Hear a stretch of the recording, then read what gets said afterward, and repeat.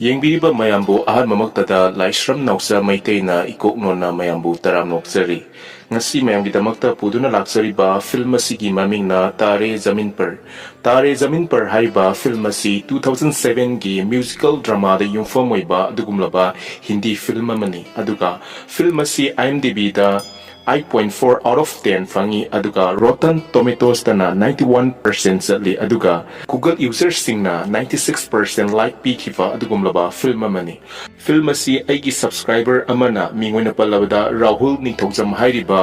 ꯃꯔꯨꯞ ꯑꯁꯤꯅ ꯈꯟꯕꯤꯔꯛꯄ ꯐꯤꯜꯝꯅꯤ ꯑꯗꯨꯒ ꯃꯌꯥꯝꯅꯁꯨ ꯀꯩꯒꯨꯝꯕ ꯑꯄꯥꯝꯕ ꯐꯤꯜꯝ ꯂꯩꯔꯒꯗꯤ ꯀꯃꯦꯟꯠ ꯁꯦꯛꯁꯟꯗ ꯑꯗꯨꯝ ꯍꯥꯏꯕꯤꯔꯝꯃꯨ ꯃꯊꯪ ꯃꯅꯥꯎ ꯅꯥꯏꯅ ꯑꯦꯛꯁꯄ꯭ꯂꯦꯟ ꯇꯧꯖꯔꯛꯀꯦ꯫ ꯐꯤꯜꯝ ꯑꯁꯤꯒꯤ ꯗꯤꯔꯦꯛꯇꯔꯁꯤꯡꯅ ꯑꯃꯤꯔ ꯈꯥꯟ ꯑꯃꯗꯤ ꯑꯃꯣꯜ ꯒꯨꯞꯇ꯫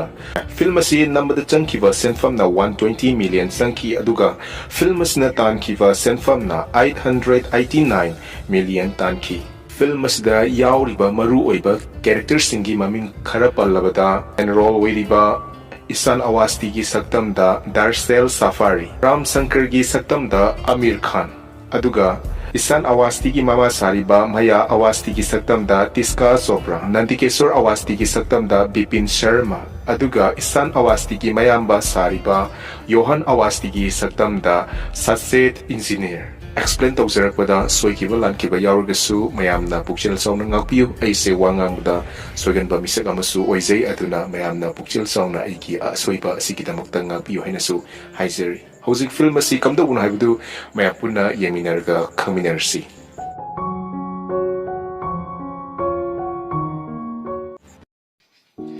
ꯐꯤꯜꯝ ꯑꯁꯤ ꯍꯧꯔꯛꯄꯗ ꯑꯣꯖꯥꯁꯤꯡꯅ ꯁꯥꯇ꯭ꯔꯁꯤꯡꯒꯤ ꯃꯥꯔꯛ ꯂꯤꯁ ꯂꯥꯎꯊꯣꯛꯄꯤꯕ ꯃꯌꯥꯝꯅ ꯊꯦꯡꯅꯕꯤꯒꯅꯤ꯫ ꯑꯗꯨꯕꯨ ꯏꯁꯥꯟ ꯍꯥꯏꯔꯤꯕ ꯑꯉꯥꯡ ꯑꯁꯤꯒꯤ ꯃꯥꯔꯛ ꯑꯁꯤ ꯌꯥꯝꯅ ꯅꯦꯝꯅ ꯍꯥꯏꯕꯗꯤ 25ꯀꯤ ꯃꯅꯨꯡꯗ 3 ꯐꯪꯕ, 25ꯀꯤ ꯃꯅꯨꯡꯗ 2 ꯐꯪꯕ ꯑꯁꯨꯃꯥꯏꯅ ꯎꯕꯤꯒꯅꯤ꯫ ꯀꯩꯒꯤꯗꯃꯛꯇ ꯏꯁꯥꯟ ꯍꯥꯏꯔꯤꯕ ꯑꯉꯥꯡ ꯑꯁꯤ ꯌꯥꯝꯅ ꯃꯥꯔꯛ ꯅꯦꯝꯂꯤꯕꯅꯣ ꯍꯥꯏꯕꯗꯨ ꯑꯩꯈꯣꯏ ꯃꯌꯥꯝ ꯄꯨꯟꯅ ꯐꯤꯜꯝ ꯑꯁꯤ ꯌꯦꯡꯃꯤꯟꯅꯔꯒ ꯈꯪꯃꯤꯟꯅꯔꯁꯤ꯫ ꯅꯦꯛꯁ ꯁꯤꯟꯗ ꯏꯁꯥꯟ ꯁ꯭ꯀꯨꯜꯒꯤ ꯏꯁꯤꯡ ꯂꯩꯕ ꯃꯐꯝ ꯑꯃꯗ ꯏꯁꯤꯡ ꯑꯗꯨꯗ ꯉꯥꯁꯤꯡꯅ ꯆꯦꯟ ꯆꯣꯡꯗꯨꯅ ꯍꯔꯥꯎꯅ ꯁꯥꯟꯅꯖꯕꯗꯨ ꯃꯍꯥꯛꯅ ꯌꯥꯝꯅ ꯊꯋꯥꯏꯅ ꯈꯣꯏꯗꯥꯅ ꯌꯦꯡꯗꯨꯅ ꯂꯩꯕ ꯊꯦꯡꯅꯕꯤꯒꯅꯤ꯫ ꯑꯗꯨꯒ ꯆꯦꯟ ꯆꯣꯡꯗꯨꯅ ꯁꯥꯟꯅꯖꯔꯤꯕ ꯉꯥꯁꯤꯡ ꯑꯗꯨ ꯃꯍꯥꯛꯅ ꯀꯔꯤꯒꯨꯝꯕ ꯄꯣꯠꯁꯛ ꯑꯃ ꯁꯤꯖꯤꯟꯅꯗꯨꯅ ꯈꯔ ꯐꯥꯈꯤꯔꯝꯃꯤ ꯑꯗꯨꯒ ꯐꯥꯈ꯭ꯔꯕ ꯉꯥꯁꯤꯡ ꯑꯗꯨ ꯃꯍꯥꯛꯀꯤ ꯏꯁꯤꯡ ꯊꯛꯅꯕ ꯕꯣꯇꯜ ꯑꯗꯨꯗ ꯍꯥꯞꯆꯤꯜꯂꯝꯃꯤ ꯑꯗꯨꯒ ꯉꯥꯁꯤꯡ ꯑꯗꯨꯅ ꯕꯣꯇꯜ ꯑꯗꯨꯗ ꯀꯣꯏꯆꯦꯟ ꯆꯦꯟꯗꯨꯅ ꯁꯥꯟꯅꯕꯗꯨ ꯃꯍꯥꯛꯅ ꯌꯥꯝꯅ ꯄꯥꯝꯅ ꯌꯦꯡꯖꯔꯝꯃꯤ꯫ ꯑꯗꯨꯝꯅ ꯍꯔꯥꯎꯅ ꯅꯨꯡꯉꯥꯏꯅ ꯌꯦꯡꯗꯨꯅ ꯂꯩꯔꯤꯉꯩꯗ ꯁ꯭ꯀꯨꯜ ꯕꯁꯀꯤ ꯍꯦꯟꯗꯤꯃꯦꯟ ꯑꯃꯅ ꯃꯍꯥꯛꯄꯨ ꯀꯧꯗꯨꯅ ꯂꯥꯛꯏ ꯑꯗꯨꯒ ꯃꯉꯣꯟꯗ ꯑꯁꯨꯝꯅ ꯍꯥꯏꯔꯝꯃꯤ, "ꯑꯩꯈꯣꯏꯅ ꯁꯣꯝꯗ ꯃꯤꯅꯤꯠ 10 ꯍꯦꯟꯅ ꯉꯥꯏꯔ ꯐꯥꯎꯗ ꯅꯪꯗꯤ ꯑꯗꯨꯗ ꯃꯨꯟꯅ ꯌꯦꯡꯗꯨꯅ ꯂꯩꯔꯤꯕꯣꯏꯔꯦꯀꯣ? ꯂꯥꯛꯑꯣ ꯆꯠꯂꯁꯤ ꯂꯥꯛꯑꯣ, ꯅꯪꯅ ꯃꯔꯝ ꯑꯣꯏꯔꯒ ꯑꯩꯈꯣꯏꯁꯦ ꯅꯨꯃꯤꯠ ꯈꯨꯗꯤꯡꯒꯤ ꯊꯦꯡꯂꯕꯅꯤ"꯫ ꯍꯦꯟꯗꯤꯃꯦꯟ ꯑꯗꯨꯅ ꯌꯥꯝꯅ ꯁꯥꯎꯅ ꯃꯉꯣꯟꯗ ꯋꯥ ꯍꯥꯏꯈꯤꯔꯝꯃꯤ ꯑꯗꯨꯕꯨ ꯏꯁꯥꯟ ꯃꯍꯥꯛꯅ ꯉꯥꯡꯂꯤꯕꯁꯤꯡ ꯑꯗꯨ ꯊꯧꯁꯥꯗꯕꯤꯗ ꯏꯆꯝ ꯆꯝꯅ ꯃꯍꯥꯛꯀꯤ ꯁ꯭ꯀꯨꯜ ꯕꯁ ꯑꯗꯨꯗ ꯀꯥꯈꯤꯔꯝꯃꯤ꯫ ꯁ꯭ꯀꯨꯜ ꯕꯁ ꯑꯗꯨꯒꯤ ꯃꯥꯡꯂꯣꯝ ꯊꯪꯕ ꯖꯒꯥꯗ ꯐꯝꯗꯨꯅ ꯃꯍꯥꯛꯀꯤ ꯕꯣꯇꯜ ꯑꯗꯨꯗ ꯌꯥꯎꯔꯤꯕ ꯉꯥꯁꯤꯡ ꯑꯗꯨ ꯃꯈꯥ ꯇꯥꯅ ꯌꯥꯝꯅ ꯍꯔꯥꯎꯅ ꯅꯨꯡꯉꯥꯏꯅ ꯌꯦꯡꯗꯨꯅ ꯃꯍꯥꯛ ꯃꯌꯨꯝ ꯄꯥꯡꯅ ꯂꯥꯛꯈꯤ꯫ ꯁ꯭ꯀꯨꯜ ꯕꯁ ꯑꯗꯨ ꯏꯁꯥꯟꯒꯤ ꯒꯦꯠ ꯌꯧꯔꯕꯗ ꯍꯦꯟꯗꯤꯃꯦꯟ ꯑꯗꯨꯅ ꯏꯁꯥꯟꯕꯨ ꯊꯥꯡꯗꯕꯤꯔꯝꯃꯤ ꯑꯗꯨꯒ ꯏꯁꯥꯟ ꯃꯍꯥꯛꯀꯤ ꯇꯦꯁ ꯄꯦꯄꯔ ꯇꯥꯈꯤꯕ ꯑꯗꯨ ꯈꯨꯟꯕꯒ ꯂꯣꯏꯅꯅ ꯃꯍꯥꯛꯀꯤ ꯏꯁꯤꯡ ꯕꯣꯇꯜ ꯑꯗꯨ ꯃꯍꯥꯛꯀꯤ ꯕꯦꯒꯇ ꯍꯥꯞꯆꯤꯜꯂꯝꯃꯤ ꯑꯗꯨꯒ ꯃꯍꯥꯛꯀꯤ ꯒꯦꯠ ꯑꯗꯨꯗ ꯃꯍꯥꯛ ꯇꯣꯡꯗꯨꯅ ꯉꯥꯏꯍꯥꯛ ꯁꯥꯟꯅꯔꯝꯃꯤ꯫ ꯏꯁꯥꯟꯅ ꯒꯦꯠ ꯇꯣꯡꯕ ꯂꯣꯏꯔꯕꯗ ꯃꯍꯥꯛꯀꯤ ꯌꯥꯝ ꯂꯨꯅ ꯆꯥꯅ ꯇꯤꯟꯅꯖꯕ ꯆꯤꯔꯨ ꯑꯃꯁꯨꯡ ꯖꯣꯅꯤ ꯀꯧꯕ ꯍꯨꯏ ꯑꯗꯨ ꯊꯦꯡꯅꯔꯝꯃꯤ꯫ ꯃꯗꯨꯗ ꯃꯍꯥꯛꯅ ꯍꯨꯏꯁꯤꯡ ꯑꯗꯨꯗ ꯀꯧꯈꯤꯔꯝꯃꯤ ꯑꯗꯨꯒ ꯍꯨꯏꯁꯤꯡ ꯑꯗꯨꯅꯁꯨ ꯌꯥꯝꯅ ꯍꯔꯥꯎꯅ ꯆꯦꯟꯁꯤꯜꯂꯛꯈꯤ ꯑꯗꯨꯒ ꯃꯍꯥꯛ ꯆꯦꯟ ꯆꯣꯡꯗꯨꯅ ꯉꯥꯏꯍꯥꯛ ꯁꯥꯟꯅꯔꯕꯗ ꯃꯍꯥꯛꯀꯤ ꯆꯦꯁꯤꯡ ꯑꯗꯨ ꯎꯕꯗ ꯍꯨꯏꯁꯤꯡ ꯑꯗꯨꯅ ꯈꯣꯡꯂꯝꯃꯤ ꯃꯗꯨꯗ, "ꯅꯪ ꯁꯤ ꯄꯥꯝꯕ꯭ꯔꯅꯦ?" ꯍꯥꯏꯔꯒ ꯃꯍꯥꯛꯀꯤ ꯆꯦꯁꯤꯡ ꯑꯗꯨ ꯃꯈꯣꯏꯗ ꯂꯪꯁꯤꯟꯈꯤ ꯑꯗꯨꯒ ꯍꯨꯏꯁꯤꯡ ꯑꯗꯨꯅ ꯃꯍꯥꯛꯀꯤ ꯇꯦꯁ ꯄꯦꯄꯔ ꯑꯣꯏꯔꯤꯕ ꯆꯦꯁꯤꯡ ꯑꯗꯨ ꯁꯦꯠꯇꯠꯇꯨꯅ ꯃꯥꯡꯍꯜꯂꯝꯃꯤ꯫ ꯏꯁꯥꯟ ꯍꯨꯏꯁꯤꯡ ꯑꯗꯨꯅ ꯃꯍꯥꯛꯀꯤ ꯇꯦꯁ ꯄꯦꯄꯔꯁꯤꯡ ꯑꯗꯨ ꯆꯤꯛꯇꯨꯅ ꯁꯥꯟꯅꯕ ꯑꯗꯨ ꯎꯕꯗ ꯃꯍꯥꯛ ꯌꯥꯝꯅ ꯍꯔꯥꯎꯖꯔꯝꯃꯤ ꯑꯗꯨꯒ ꯃꯍꯥꯛꯅ ꯀꯔꯤꯒꯨꯝꯕ ꯄꯣꯠꯁꯛ ꯑꯃꯁꯨ ꯎꯈꯤꯔꯝꯃꯤ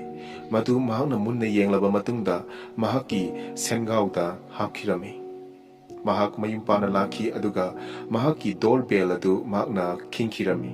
ꯏꯁꯥꯟꯅ ꯈꯤꯡꯂꯤꯕ ꯗꯣꯔ ꯕꯦꯜ ꯑꯗꯨ ꯃꯍꯥꯛꯀꯤ ꯃꯃꯥꯅ ꯇꯥꯔꯕꯗ ꯊꯣꯡ ꯑꯗꯨ ꯍꯥꯡꯗꯣꯛꯈꯤ ꯑꯗꯨꯒ ꯏꯁꯥꯟ ꯊꯣꯡ ꯍꯦꯛ ꯍꯥꯡꯕꯒ ꯃꯍꯥꯛꯀꯤ ꯕꯦꯗꯔꯨꯝ ꯇꯝꯅ ꯆꯦꯟꯁꯤꯟꯈꯤ ꯑꯗꯨꯕꯨ ꯃꯍꯥꯛꯀꯤ ꯃꯃꯥꯅꯗꯤ ꯏꯁꯥꯟꯗ ꯏꯔꯨꯖꯅꯕ ꯑꯃꯗꯤ ꯃꯍꯥꯛꯀꯤ ꯕꯦꯒ ꯑꯗꯨ ꯃꯍꯥꯛꯀꯤ ꯐꯃꯨꯡꯗ ꯐꯖꯅ ꯊꯝꯅꯤꯡꯉꯥꯏꯒꯤꯗꯃꯛꯇ ꯍꯥꯏꯈꯤꯔꯝꯃꯤ꯫ ꯏꯁꯥꯟꯁꯨ ꯃꯍꯥꯛꯀꯤ ꯕꯦꯒ ꯑꯗꯨ ꯃꯍꯥꯛꯀꯤ ꯐꯃꯨꯡ ꯇꯝꯅ ꯆꯦꯟꯁꯤꯜꯂꯛꯇꯨꯅ ꯊꯝꯈꯤꯔꯝꯃꯤ ꯑꯗꯨꯕꯨ ꯃꯍꯥꯛꯀꯤ ꯕꯦꯒ ꯑꯗꯨ ꯇꯥꯈꯤꯔꯝꯃꯤ꯫ Taariba bag adu mahakna ukhiramde adubu mahak sakhum tamna chenchilaki aduga sakhumda leiriba refrigerator aduga refrigerator adugi mathakta patrama leibaduda mahaki nga sing adu hapsilami aduga nga sing aduna chen chongduna sanaba adu mahakna yamna harauna nuwaina yengzarami sana yamna harauna nuwaina yengduna leiringaida khanghaudana mahaki mamitna saba yaba posak ama urakhi saba yaba posak adu urabada mahakna chongtharaktuna sanaba posak aduda paige tawrabada mahaki mamana mahaki makhudang adu paikhirami aduga mamana mangonda haiki nakut hana hamto aduga kona chaw haina maduda isan hanna tadabida mahakna paigi tawriba posak adu paisillaga mahaki mayada hana namsinki aduga makhut kona hamki adubu mamana lawbadudi mahak hana takhiramde mahakna khut hamba loirabada mahak tep adu off tawa karami aduda mahaki mamana tep sibawdi nak off tawramba yabani ko isan haina mangonda chaikiram isan puzzle sanaduna leirami maduda mahaki mamana lalaga ngasi natabrane nangi test paper fangadaba numito nangbu phangdabrane haina isan da hangkirame isan wa amata ngangkide maduda isan gi mamana aina hanglibase isan nangonda natra ngasi natro nangi test paper du fangadaba do ado nang phangdabra haibane asumna mangonda hanglingaida doorbell adu khangaudana khinglakhi thong adu isan gi mamana hangkirami isan gi mayamba oirami sangliba nupa adu aduga isangi mamana isangi mayamba oidiba yohanda hairami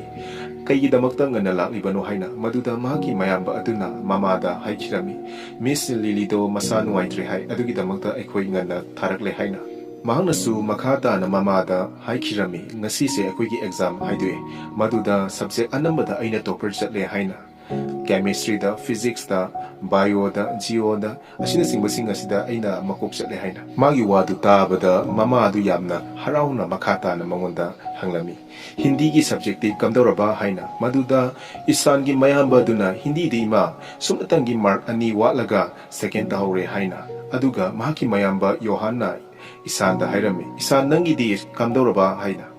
mahaki mayamba duna famdarak duna mahangna sanazariba puzzle atu yamna phajaine mangonda haibirami maduda isan yamna haraukirami adumna tawduna leiringai aduda mahaki mamanabajingna sanabagi makholama mahakna tarami maduda mak chenkirami adubu mahaki mamana homework hana loisanko aduga nangi phisingdo hongdolaga chatlu haina su mangonda laukirami adubu isan mahaki mamana haibadu tadabida sanafamda chenkirami isan mahaki mamanabasingna cricket sanariba field aduda lakhirami adubu mahak cricket sanabadudadi yauramde aduga mahaki cheru amasung zoni haibadi hui anidugi manakta famduna leirami aduga hui sing aduga sanarami adumna harauna nungaina hui sing aduga sanaduna leiringaida mahaki mamanaba sing aduna cricket sanariba ball adu mafam amada takhirami maduda mahaki mamanaba ranjit kauba nupa aduna mangonda ball adu khunnabigidamakta hairami isansu harau harauna chatkiram isana khulliba ball adu hulau haina ranjit na hairami maduda isansu harau boilakpoi ball adu hunkirami adubu ball adu maigai amoromda oina chatkirami maduda isan yamna pakhatchirami aduga ranjit aduna mangonda thina ngangkirami nangna huliba ball se kadomdano haina chalo nang oina khuluso yamthuna chalo haina maduda ishan adu mamit adu ruki yengduna ranjit adu yamna kizarami maduda ranjit na makhata na mangonda chaikirami aina hairibsi nangondane nang gyan tadabra kaigino nangi namit aduna ingonda munna yengligdi haina ranjit na mangonda adumna thina ngangba adu isan kaimta sauramde adubu ranjit na changchilaktuna mangonda aina ngasaidagi nangonda ball khulona hairibase nangna kaigino ingonda yamna munna yenglibse ha chalo di chalo ball se khulso haibani nangonda asumna mangonda sawbaga loinana maki masa aduda inkirami aduga isan aduna sawraktuna ranjit aduda konsilaga namthunaba haina tawrami isan amasung ranjit namnarami asumna ngahak namnaduna leiringai aduda ngasai cheru amasung joni adusu mabanigi namnafam aduda laklami aduga ranjit aduna isan gi laibak adu I tahalami aduga ranjit nasu isan adu ngakthi chaptuna thanami maduda isan sawbaga loinana ranjita ya kana chiktuna mayum tamna chelakhi isana sum chelakpada ranjit ki thong mapa yorakpada mahak sawningmanbadagi ꯔꯟꯖꯤꯠꯀꯤ ꯒꯝꯂꯥꯁꯤꯡ ꯑꯗꯨ ꯃꯍꯥꯛꯅ ꯈꯣꯡꯅ ꯀꯥꯎꯈꯥꯏꯔꯝꯃꯤ ꯑꯃꯗꯤ ꯑꯃꯥꯡ ꯑꯇꯣꯏ ꯊꯣꯛꯂꯝꯃꯤ ꯑꯗꯨꯒ ꯃꯍꯥꯛꯀꯤ building ꯑꯗꯨꯒꯤ roof ꯑꯗꯨꯗ ꯏꯁꯥꯅ ꯂꯥꯛꯂꯒ ꯊꯃꯣꯏ ꯁꯣꯛꯅ ꯀꯞꯈꯤꯔꯝꯃꯤ ꯃꯍꯥꯛꯅ ꯑꯗꯨꯝꯅ ꯊꯃꯣꯏ ꯁꯣꯛꯅ ꯀꯞꯇꯨꯅ ꯂꯩꯔꯤꯉꯩ ꯑꯗꯨꯗ ꯈꯪꯍꯧꯗꯅ ꯇꯦꯂꯪꯒꯥ ꯑꯃ ꯇꯠꯇꯨꯅ ꯃꯍꯥꯛꯀꯤ ꯃꯅꯥꯛ ꯇꯝꯅ ꯄꯥꯏꯁꯤꯜꯂꯛꯈꯤ ꯇꯦꯂꯪꯒꯥ ꯑꯗꯨꯒꯤ ꯃꯅꯥꯛꯇ ꯃꯍꯥꯛꯅ ꯆꯪꯁꯤꯟꯗꯨꯅ ꯇꯦꯂꯪꯒꯥ ꯑꯗꯨꯗ ꯃꯨꯟꯅ ꯌꯦꯡꯈꯤꯔꯝꯃꯤ ꯑꯗꯨꯒ ꯇꯦꯂꯪꯒꯥ ꯑꯗꯨꯒꯤ ꯂꯪ ꯑꯗꯨ ꯃꯍꯥꯛꯅ ꯐꯖꯅ ꯈꯣꯝꯖꯤꯟꯗꯨꯅ ꯃꯍꯥꯛꯀꯤ ꯃꯌꯨꯝꯗ ꯄꯨꯅꯤꯡꯉꯥꯏꯒꯤꯗꯃꯛꯇ ꯃꯍꯥꯛꯅ ꯇꯧꯔꯝꯃꯤ ꯏꯁꯥꯟ ꯌꯥꯝꯅ ꯍꯔꯥꯎꯕꯒ ꯂꯣꯏꯅꯅ ꯃꯍꯥꯛꯀꯤ ꯔꯨꯝ ꯇꯝꯅ ꯇꯦꯂꯪꯒꯥ ꯑꯗꯨꯒ ꯂꯥꯛꯃꯤꯟꯅꯈꯤ ꯑꯗꯨꯕꯨ ꯃꯍꯥꯛꯅ ꯁꯨꯝꯅ ꯂꯥꯛꯄꯗ ꯃꯍꯥꯛꯀꯤ ꯔꯨꯝꯗꯒꯤ ꯌꯥꯝꯅ ꯑꯀꯟꯕ ꯋꯥꯍꯩꯗ ꯋꯥꯍꯩ ꯈꯔ ꯍꯥꯏꯅꯕ ꯑꯗꯨ ꯃꯍꯥꯛꯅ ꯇꯥꯔꯝꯃꯤ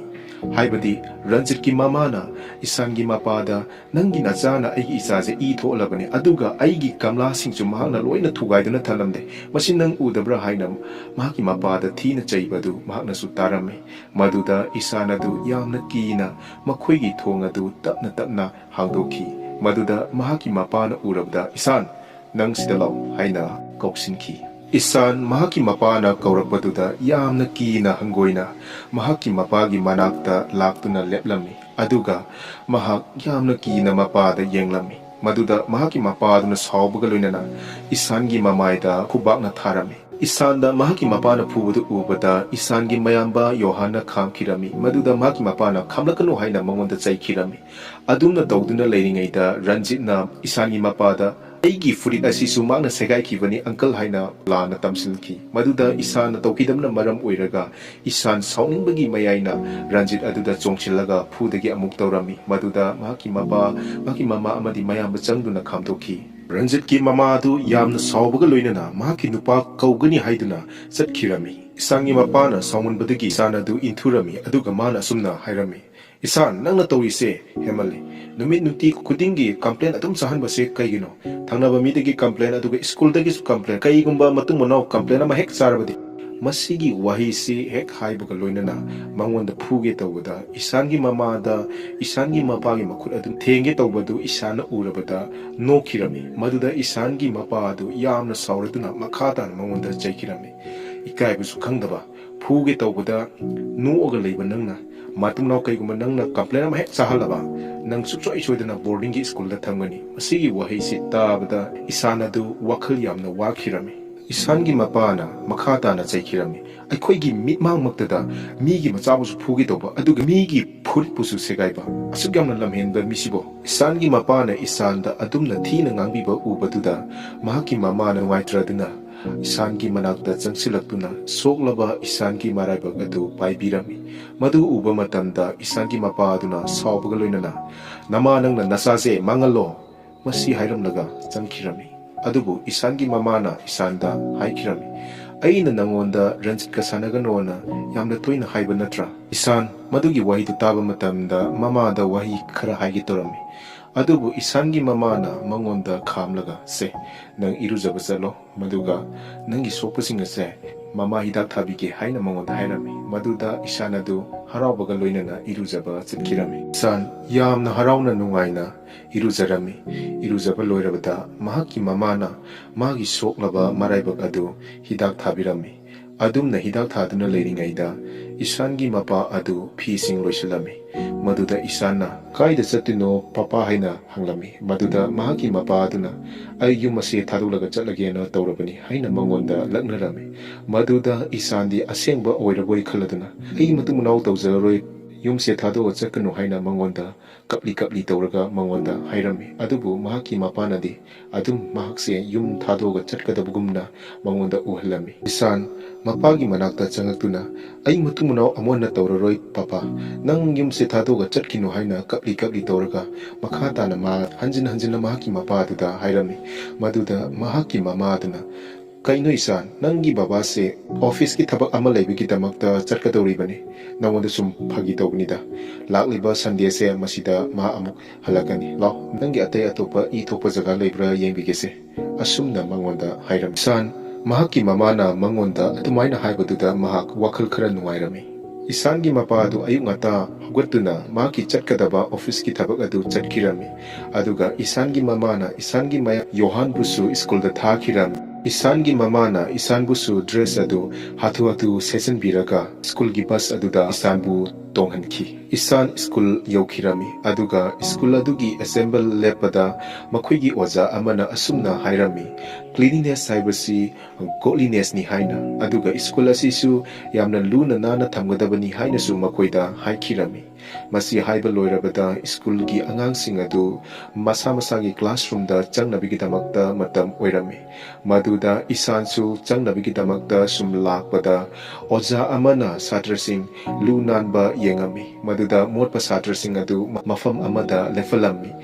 Maduda isangi khungub adu khara motpana maram oiraga isansu tongana lepa tarami. Isan adu class da sangkirami aduga mahakna famliba mafam adu thongnauga yamna naknarami. Maduda thongnaudagi mahakna cycle ama koithok thokduna sanaba adu mahakna urami. Mana cycle aduda yengduna leiringaida mahakki ozana page number 38 chapter 4 aduga paragraph 3 da satrasing aduda phaktu u haina hairami. Adubu isana di takiramde. Maduda mahaki oza aduna isanda yamna kanna sauningna laukirami. Maduda isana adu yamna ngakna mahaki leirik aduda yenglami. Adu isana su ingak-ngakna mahaki mamanabasingda mamit adu koilei leiduna yenglami. Isangi oza aduna isanda hairiba page number dumana fakba hitrabada maka paminariba nupa aduda I oza aduna magi page to amta fakpiu haina hairami. Aduga lemoriba sat adusu magi leirikta yengngai gi damakta magi oza aduna hairami. San mahaki faminariba nupa aduna magi page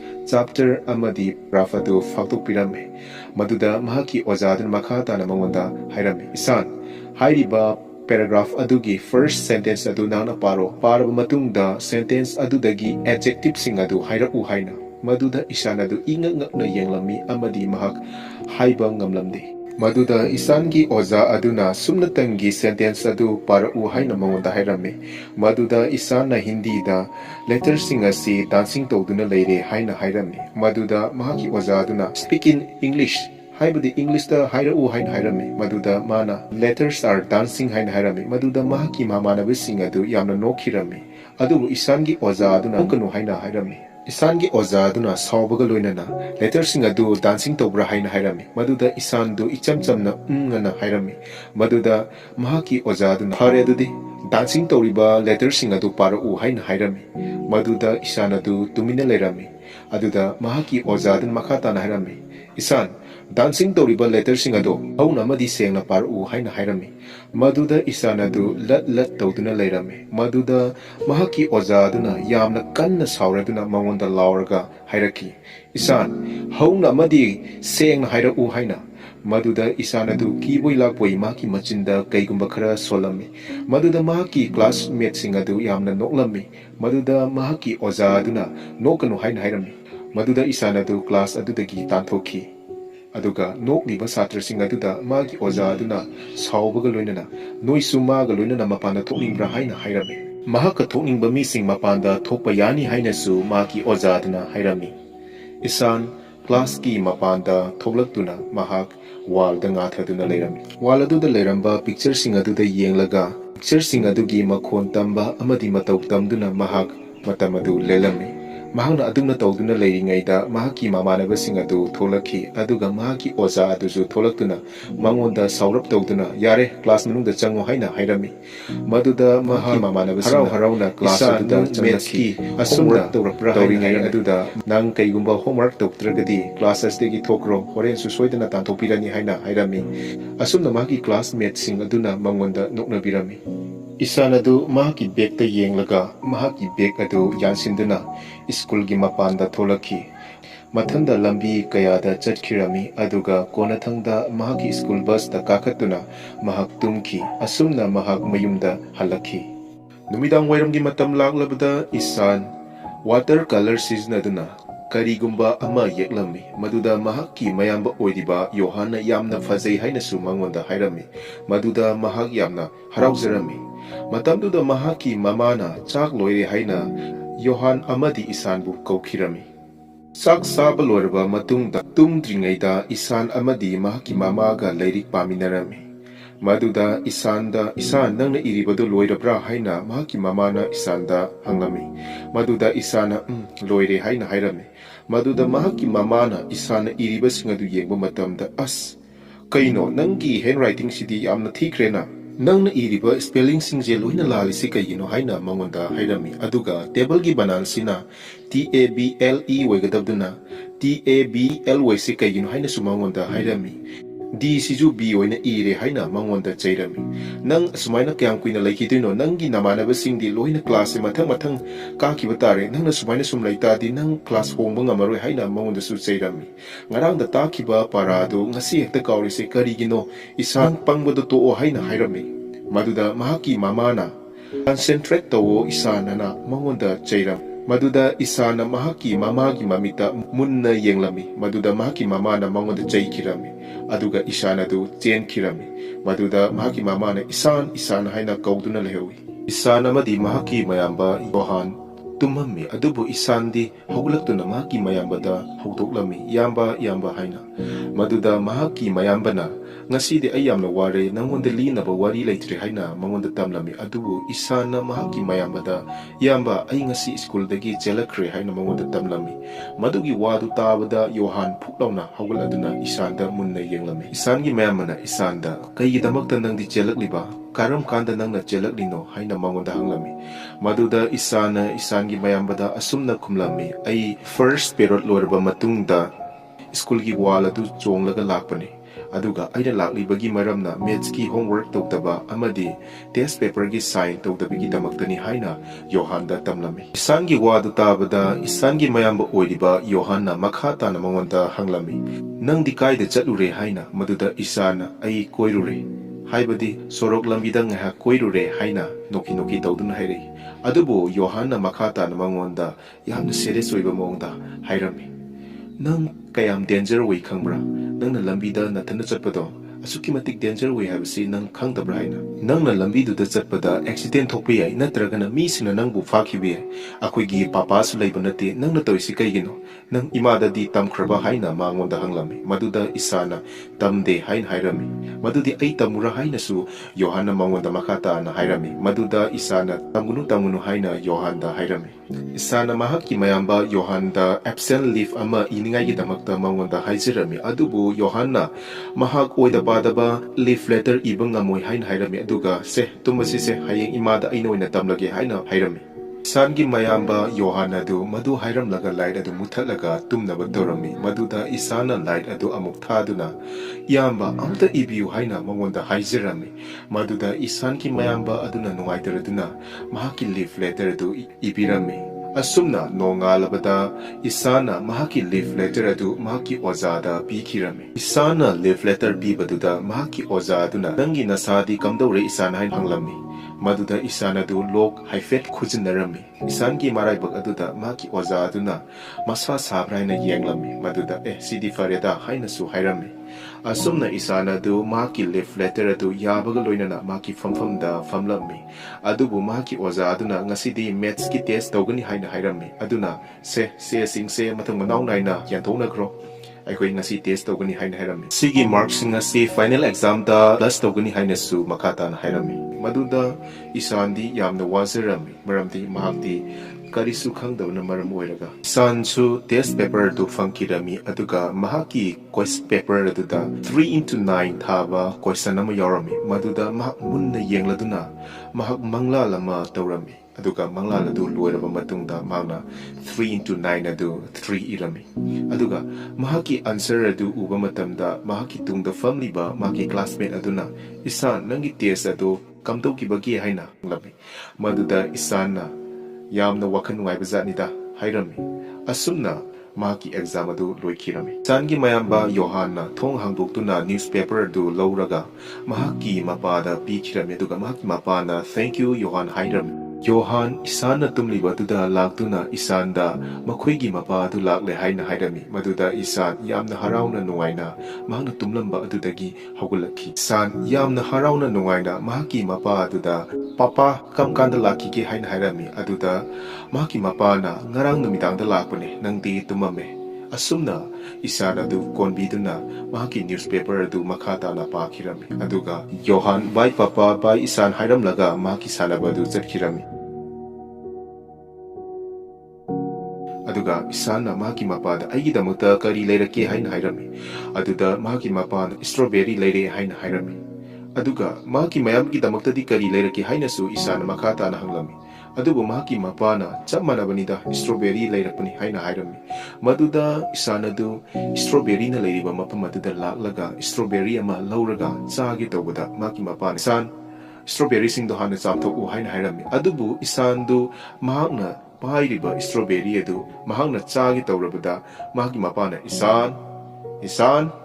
haina hairami maduda isana du kiboi lakoi mahaki mapagi manakta amuk chensilaktuna mapada konsilami aduga mahaki mapana su isanbu konsinbirami isana chak chana mahaki mapada aquarium da koirusi haina hairami mahakna hanjana takpaga loina ngasi aquarium da chataba yadabani ko papa haina hairami maduda mahaki mapa aduna isangi leaf letter adu thenaki aduga mahaki nupi mayada Thursday numitta isana si masanu ngai khidabra haina mahaki nupi mayada hanglami isan chak saramba du chaplongna lepki aduga mahaki mapa na mama adu kausilaga nangna leaf letter si ikibra masida nangna sign tawgi legisina udri yawne asumna hairami maduda mahaki mamana aidi isu ikide aduga sign su tawgidena hairami aduga mahaki mapa aduna isan sidalao asumna isanda haikirami isana du yamna kina mahaki mapagi manakta changsilakhi isangi mapana isanda masigi note ase kai haino se yengo sigi note ase kari harino habne asumna isanda hankirami isana du yamna kirami nangna meaning se haidragadi aina nongda phugani haina so hairami maduda isana du laiba makhada yengtharami maduda mahaki mapadana laiba makhada yengano aingodi yeng laiba makhada yeng habne aingodi yeng haibne asumna mangonda yamna saun haikirami maduda mahaki mama aduna isanda themlaga isan nang kaida chalurage hairiba numit asida nang kaida chalurage haina yamna tapthana nokthana hairami maduda isana yamna kiboi lakpoi ai school gi wall dagi chongthoklaga lakhibani haina makoida tamlami school dagi thoklaga nang kaida chalnu haina yamna sauna mangonda hanglam isan mapana sawbudu upada yamna tapna rota haibadi lambida chatki haina hairami maduda mahaki mapana makhatana nang kanaga chatpano haina su mangonda hanglami isana mathanda chatli hairapadu tabada mahaki mapana nang ngaurabro nathanda kaidano su khangda lambi duda chatli du nang ngaurabro asumna yamna sauna mangonda chaikirami mathanda koisa chatli su ngaudabra haiba namanak su khangdu du kaigino mamada su mahaki mapadu nganglami isangi mapana isanda su makhatana hanglami hayo isan hairiba letter se kanane ibra hayo aina nongonda hanglibse sina aroibane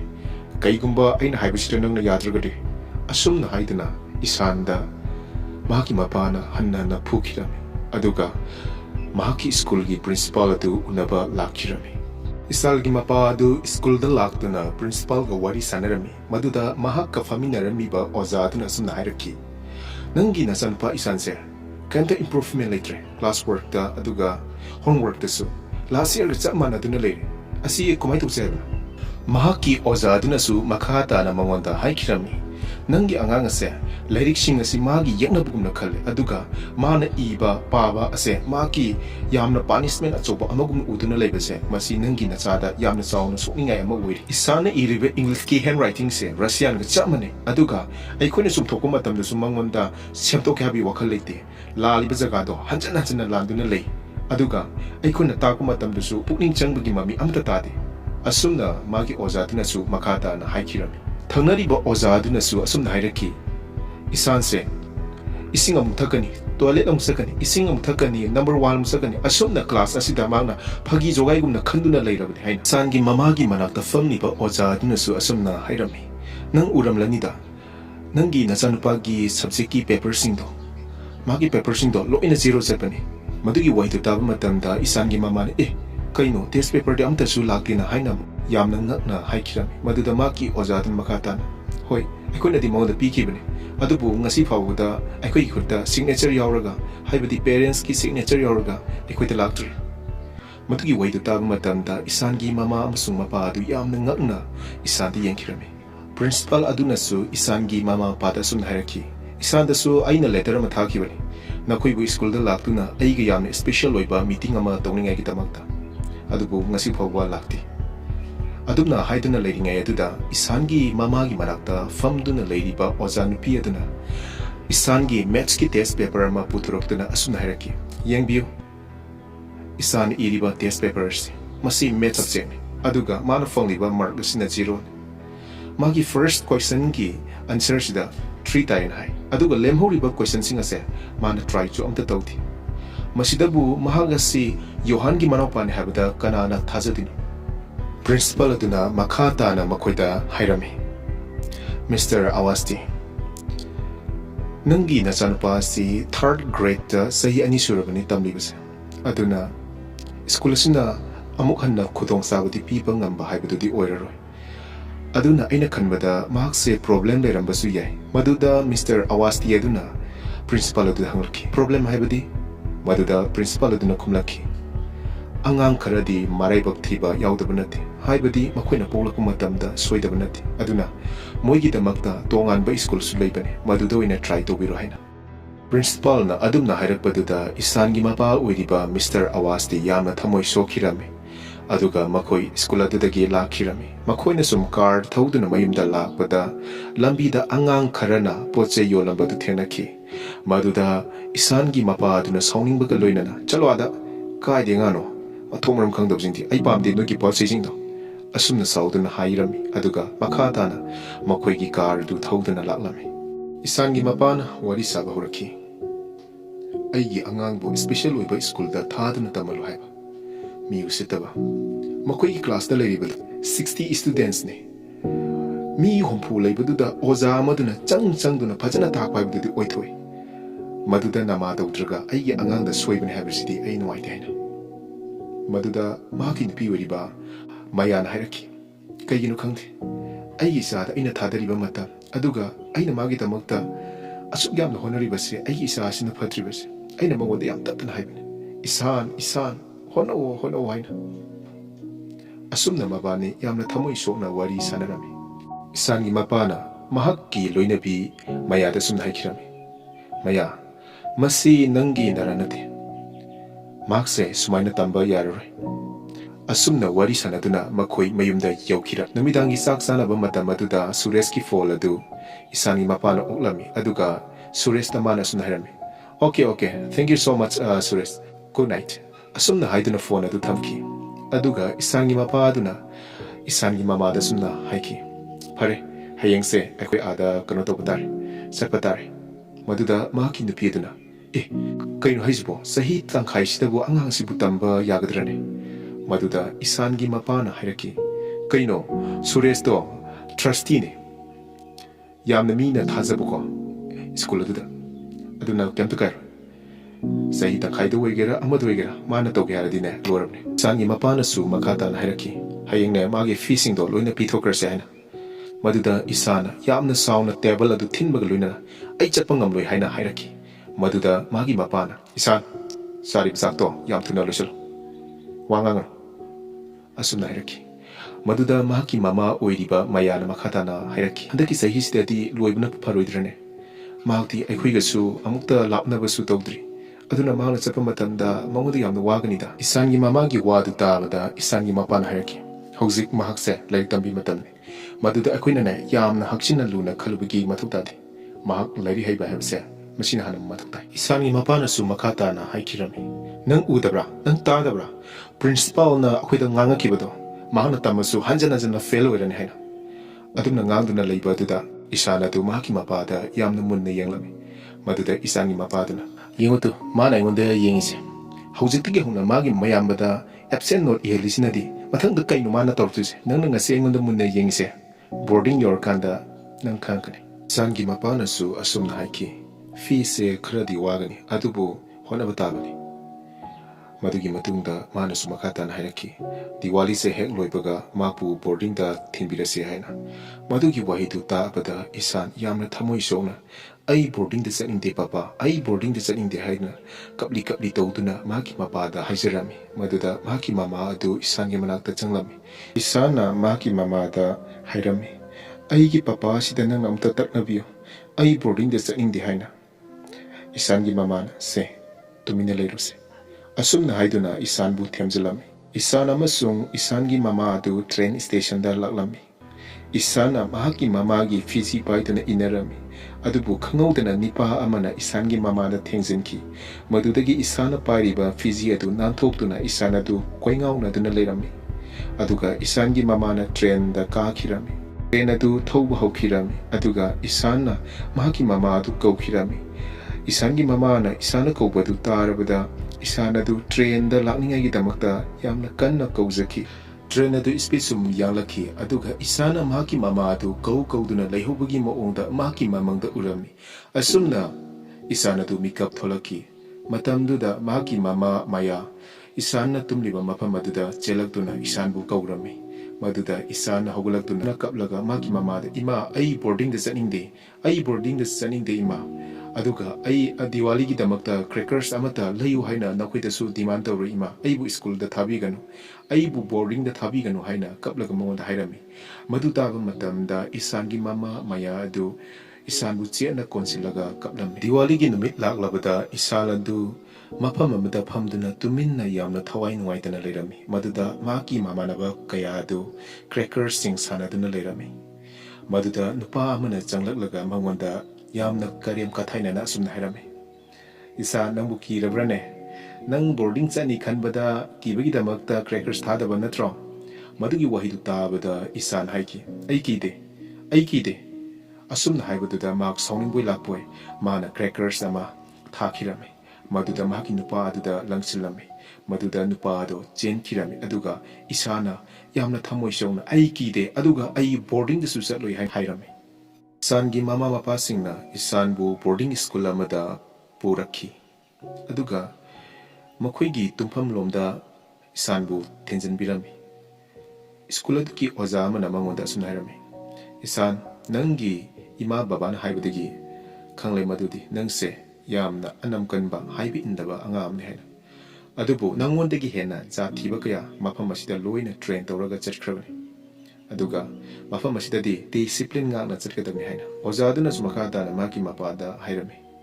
"ꯀꯩꯝꯇ ꯈꯟꯕꯤꯔꯨꯒꯅꯨꯗ mister ꯑꯋꯥꯁꯇꯤ, ꯑꯉꯥꯡ ꯑꯁꯤ ꯁꯨꯡꯁꯣꯏ ꯁꯣꯏꯗꯅ ꯐꯔꯛꯀꯅꯤ" ꯍꯥꯏꯅ꯫ ꯏꯁꯥꯟꯒꯤ ꯃꯃꯥ ꯃꯄꯥ ꯑꯗꯨ ꯒꯥꯔꯤꯗ ꯇꯣꯡꯈꯠꯂꯝꯃꯤ, ꯑꯗꯨꯕꯨ ꯏꯁꯥꯟꯒꯤ ꯃꯃꯥ ꯑꯗꯨꯗꯤ ꯌꯥꯝꯅ ꯀꯞꯂꯝꯃꯤ꯫ ꯃꯍꯥꯛꯀꯤ ꯃꯆꯥ ꯅꯨꯡꯁꯤꯔꯕꯗꯨ ꯕꯣꯔꯗꯤꯡꯗ ꯂꯩꯍꯧꯕ ꯃꯇꯝꯗ ꯃꯥꯒꯤ ꯊꯃꯣꯏꯗ ꯌꯥꯝꯅ ꯁꯣꯛꯄ ꯍꯥꯏꯕꯗꯨ ꯑꯣꯏꯔꯝꯃꯤ꯫ ꯑꯩꯈꯣꯏꯒꯤ ꯒꯥꯔꯤꯗꯨ ꯊꯧꯈꯤꯕ ꯃꯇꯝꯗ ꯌꯥꯝꯅ ꯍꯩꯉꯝ ꯇꯧꯉꯝꯗꯅ ꯃꯍꯥꯛꯀꯤ ꯋꯥꯈꯜꯗ ꯌꯥꯝꯅ ꯑꯋꯥꯕ ꯑꯃ ꯏꯁꯥꯟ ꯃꯍꯥꯛꯀꯤ ꯃꯃꯥ ꯃꯄꯥꯅ ꯇꯣꯡꯗꯨꯅ ꯊꯧꯈꯤꯕ ꯒꯥꯔꯤ ꯑꯗꯨ ꯃꯨꯟꯅ ꯌꯦꯡꯗꯨꯅ ꯂꯩꯍꯧꯏ, ꯑꯗꯨꯒ ꯃꯍꯥꯛꯀꯤ ꯑꯣꯖꯥꯗꯨꯅꯁꯨ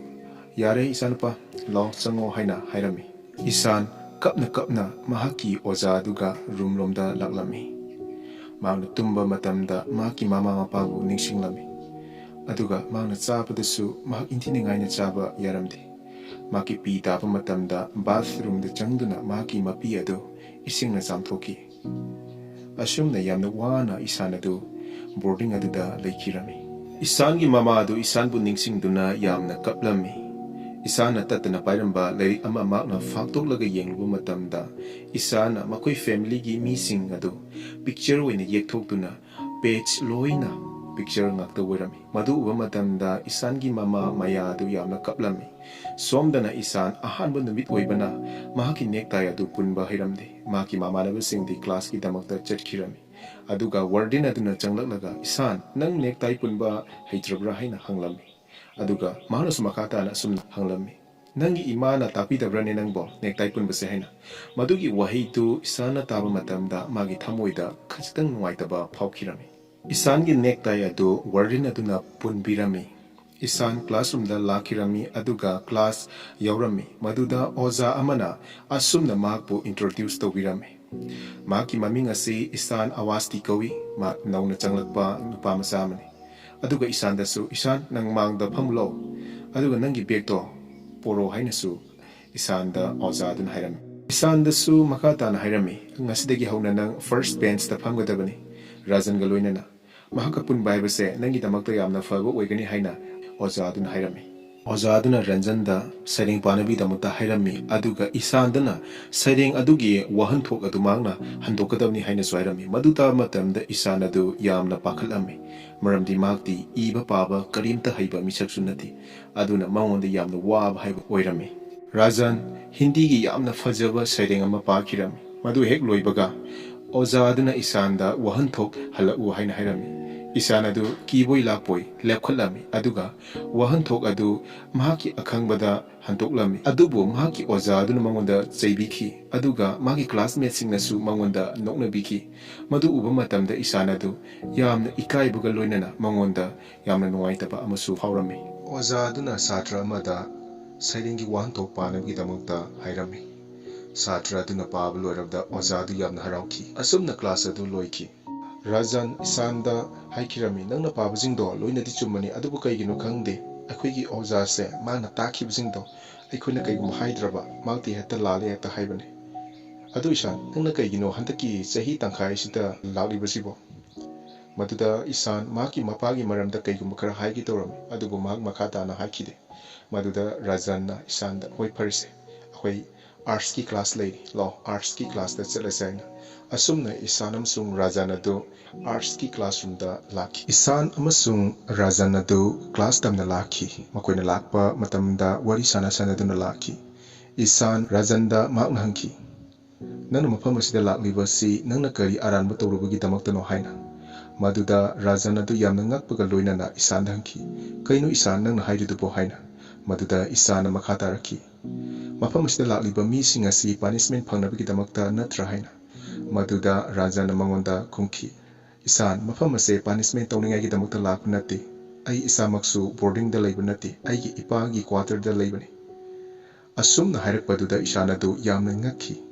ꯃꯈꯣꯏ ꯀ꯭ꯂꯥꯁꯔꯨꯝ ꯌꯧꯈꯤ ꯀ꯭ꯂꯥꯁꯔꯨꯝ ꯌꯧꯔꯕꯗ ꯏꯁꯥꯟ ꯑꯗꯨ ꯎꯆꯦꯛꯇ ꯃꯨꯟꯅ ꯌꯦꯡꯗꯨꯅ ꯃꯍꯥꯛꯀꯤ ꯃꯪꯂꯥꯜ ꯑꯃ ꯁꯥꯒꯠꯆꯔꯝꯃꯤ ꯑꯗꯨꯅ ꯇꯧꯔꯤꯉꯩ ꯑꯗꯨꯗ ꯃꯍꯥꯛꯀꯤ ꯑꯣꯖꯥꯗꯨꯅ ꯑꯉꯥꯡꯁꯤꯡ ꯑꯗꯨꯗ ꯄꯦꯟꯁꯤꯜ ꯑꯗꯨꯒ ꯆꯦꯁꯤꯡ ꯂꯧꯊꯣꯛꯂꯒ ꯕ꯭ꯂꯦꯛꯕꯣꯔꯗꯇ ꯌꯦꯛꯂꯤꯕ ꯂꯥꯏꯁꯤꯡ ꯑꯗꯨ ꯆꯞ ꯃꯥꯟꯅꯅ ꯌꯦꯛꯅꯕꯒꯤꯗꯃꯛꯇ ꯍꯥꯏꯈꯤꯔꯝꯃꯤ ꯑꯗꯨꯕꯨ ꯏꯁꯥꯟꯗꯤ ꯇꯥꯈꯤꯔꯝꯗꯦ ꯑꯗꯨꯒ ꯃꯍꯥꯛꯀꯤ ꯑꯣꯖꯥꯗꯨꯅꯁꯨ ꯃꯈꯥ ꯇꯥꯅ ꯍꯥꯏꯈꯤ ꯀꯔꯤꯒꯨꯝꯕ ꯑꯩꯅ ꯌꯦꯛꯂꯤꯕ ꯂꯥꯏꯁꯤꯡ ꯑꯁꯤ ꯆꯞ ꯃꯥꯟꯅꯅ ꯌꯦꯛꯄ ꯉꯝꯗ꯭ꯔꯒꯗꯤ ꯅꯈꯣꯏꯒꯤ ꯈꯨꯅꯝꯗ ꯃꯉꯥꯔꯛ ꯐꯨꯒꯅꯤ ꯍꯥꯏꯅ ꯑꯗꯨꯕꯨ ꯏꯁꯥꯟꯗꯤ ꯇꯥꯈꯤꯔꯝꯗꯦ ꯃꯍꯥꯛꯀꯤ ꯑꯣꯖꯥꯗꯨꯅ ꯄꯨꯛꯅꯤꯡ ꯆꯪꯅ ꯇꯥꯗꯦꯅ ꯈꯪꯂꯕꯗ ꯃꯍꯥꯛꯀꯤ ꯑꯣꯖꯥꯗꯨ ꯁꯥꯎꯕꯒ ꯂꯣꯏꯅꯅ ꯕ꯭ꯂꯦꯛꯕꯣꯔꯗꯇ ꯄꯣꯏꯟ ꯑꯃ ꯌꯦꯛꯈꯤꯔꯝꯃꯤ ꯑꯗꯨꯒ ꯏꯁꯥꯟꯗ ꯃꯍꯥꯛꯅ ꯄꯥꯏꯔꯤꯕ ꯆꯣꯛ ꯑꯗꯨꯅ ꯃꯥꯒꯤ ꯃꯔꯥꯏꯕꯛꯇ ꯊꯣꯝꯈꯤ ꯏꯁꯥꯟꯒꯤ ꯃꯔꯥꯏꯕꯛꯇ ꯄꯥꯜꯂꯕꯗ ꯏꯁꯥꯟ ꯑꯗꯨ ꯃꯥꯒꯤ ꯑꯣꯖꯥꯔꯣꯝꯗ ꯌꯦꯡꯂꯛꯈꯤ ꯑꯗꯨꯒ ꯃꯍꯥꯛꯀꯤ ꯑꯣꯖꯥꯗꯨꯅ ꯏꯁꯥꯟꯗ ꯍꯥꯏꯈꯤ ꯑꯩꯅ ꯕ꯭ꯂꯦꯛꯕꯣꯔꯗꯇ ꯄꯣꯏꯟ ꯑꯃ ꯌꯦꯛꯂꯤꯕꯁꯦ ꯅꯍꯥꯛꯅ ꯇꯥꯛꯂꯛꯎ ꯍꯥꯏꯅ ꯑꯣꯖꯥꯗꯨꯅ ꯊꯝꯂꯤꯕ ꯄꯣꯏꯟ ꯑꯗꯨ ꯏꯁꯥꯟ ꯑꯗꯨꯅ ꯎꯗ꯭ꯔꯕꯗ ꯏꯁꯥꯟ ꯑꯗꯨ ꯌꯥꯝꯅ ꯃꯨꯟꯅ ꯌꯦꯡꯂꯝꯃꯤ ꯕ꯭ꯂꯦꯛꯕꯣꯔꯗ ꯑꯗꯨꯗ ꯃꯗꯨꯗ ꯃꯍꯥꯛꯀꯤ ꯑꯣꯖꯥꯗꯨꯅ ꯃꯗꯨꯗ ꯃꯨꯟꯅ ꯌꯦꯡꯒꯅꯨ ꯃꯀꯨ ꯑꯃꯒꯨꯝꯅ ꯅꯍꯥꯛ ꯌꯦꯡꯒꯅꯨ ꯍꯥꯏꯅ ꯍꯥꯏꯔꯝꯃꯤ ꯃꯗꯨꯒꯤ ꯋꯥꯍꯩꯗꯨ ꯇꯥꯕ ꯃꯇꯝꯗ ꯁꯥꯇ꯭ꯔꯁꯤꯡ ꯑꯗꯨ ꯌꯥꯝꯅ ꯅꯣꯛꯈꯤꯔꯝꯃꯤ ꯃꯗꯨ ꯅꯣꯛꯄ ꯑꯗꯨꯗ ꯃꯥꯒꯤ ꯑꯣꯖꯥꯗꯨꯅ ꯅꯣꯛꯀꯅꯨ ꯍꯥꯏꯅ ꯂꯥꯎꯔꯝꯃꯤ ꯑꯣꯖꯥꯗꯨꯅꯁꯨ ꯁꯥꯇ꯭ꯔ ꯑꯃꯗ ꯃꯍꯥꯛꯅ ꯊꯝꯂꯤꯕ ꯄꯣꯏꯟ ꯑꯗꯨ ꯇꯥꯛꯎ ꯍꯥꯏꯅ ꯍꯥꯏꯔꯝꯃꯤ ꯑꯗꯨꯒ ꯁꯥꯇ꯭ꯔ ꯑꯗꯨꯅꯁꯨ ꯇꯥꯛꯄ ꯉꯝꯈꯤ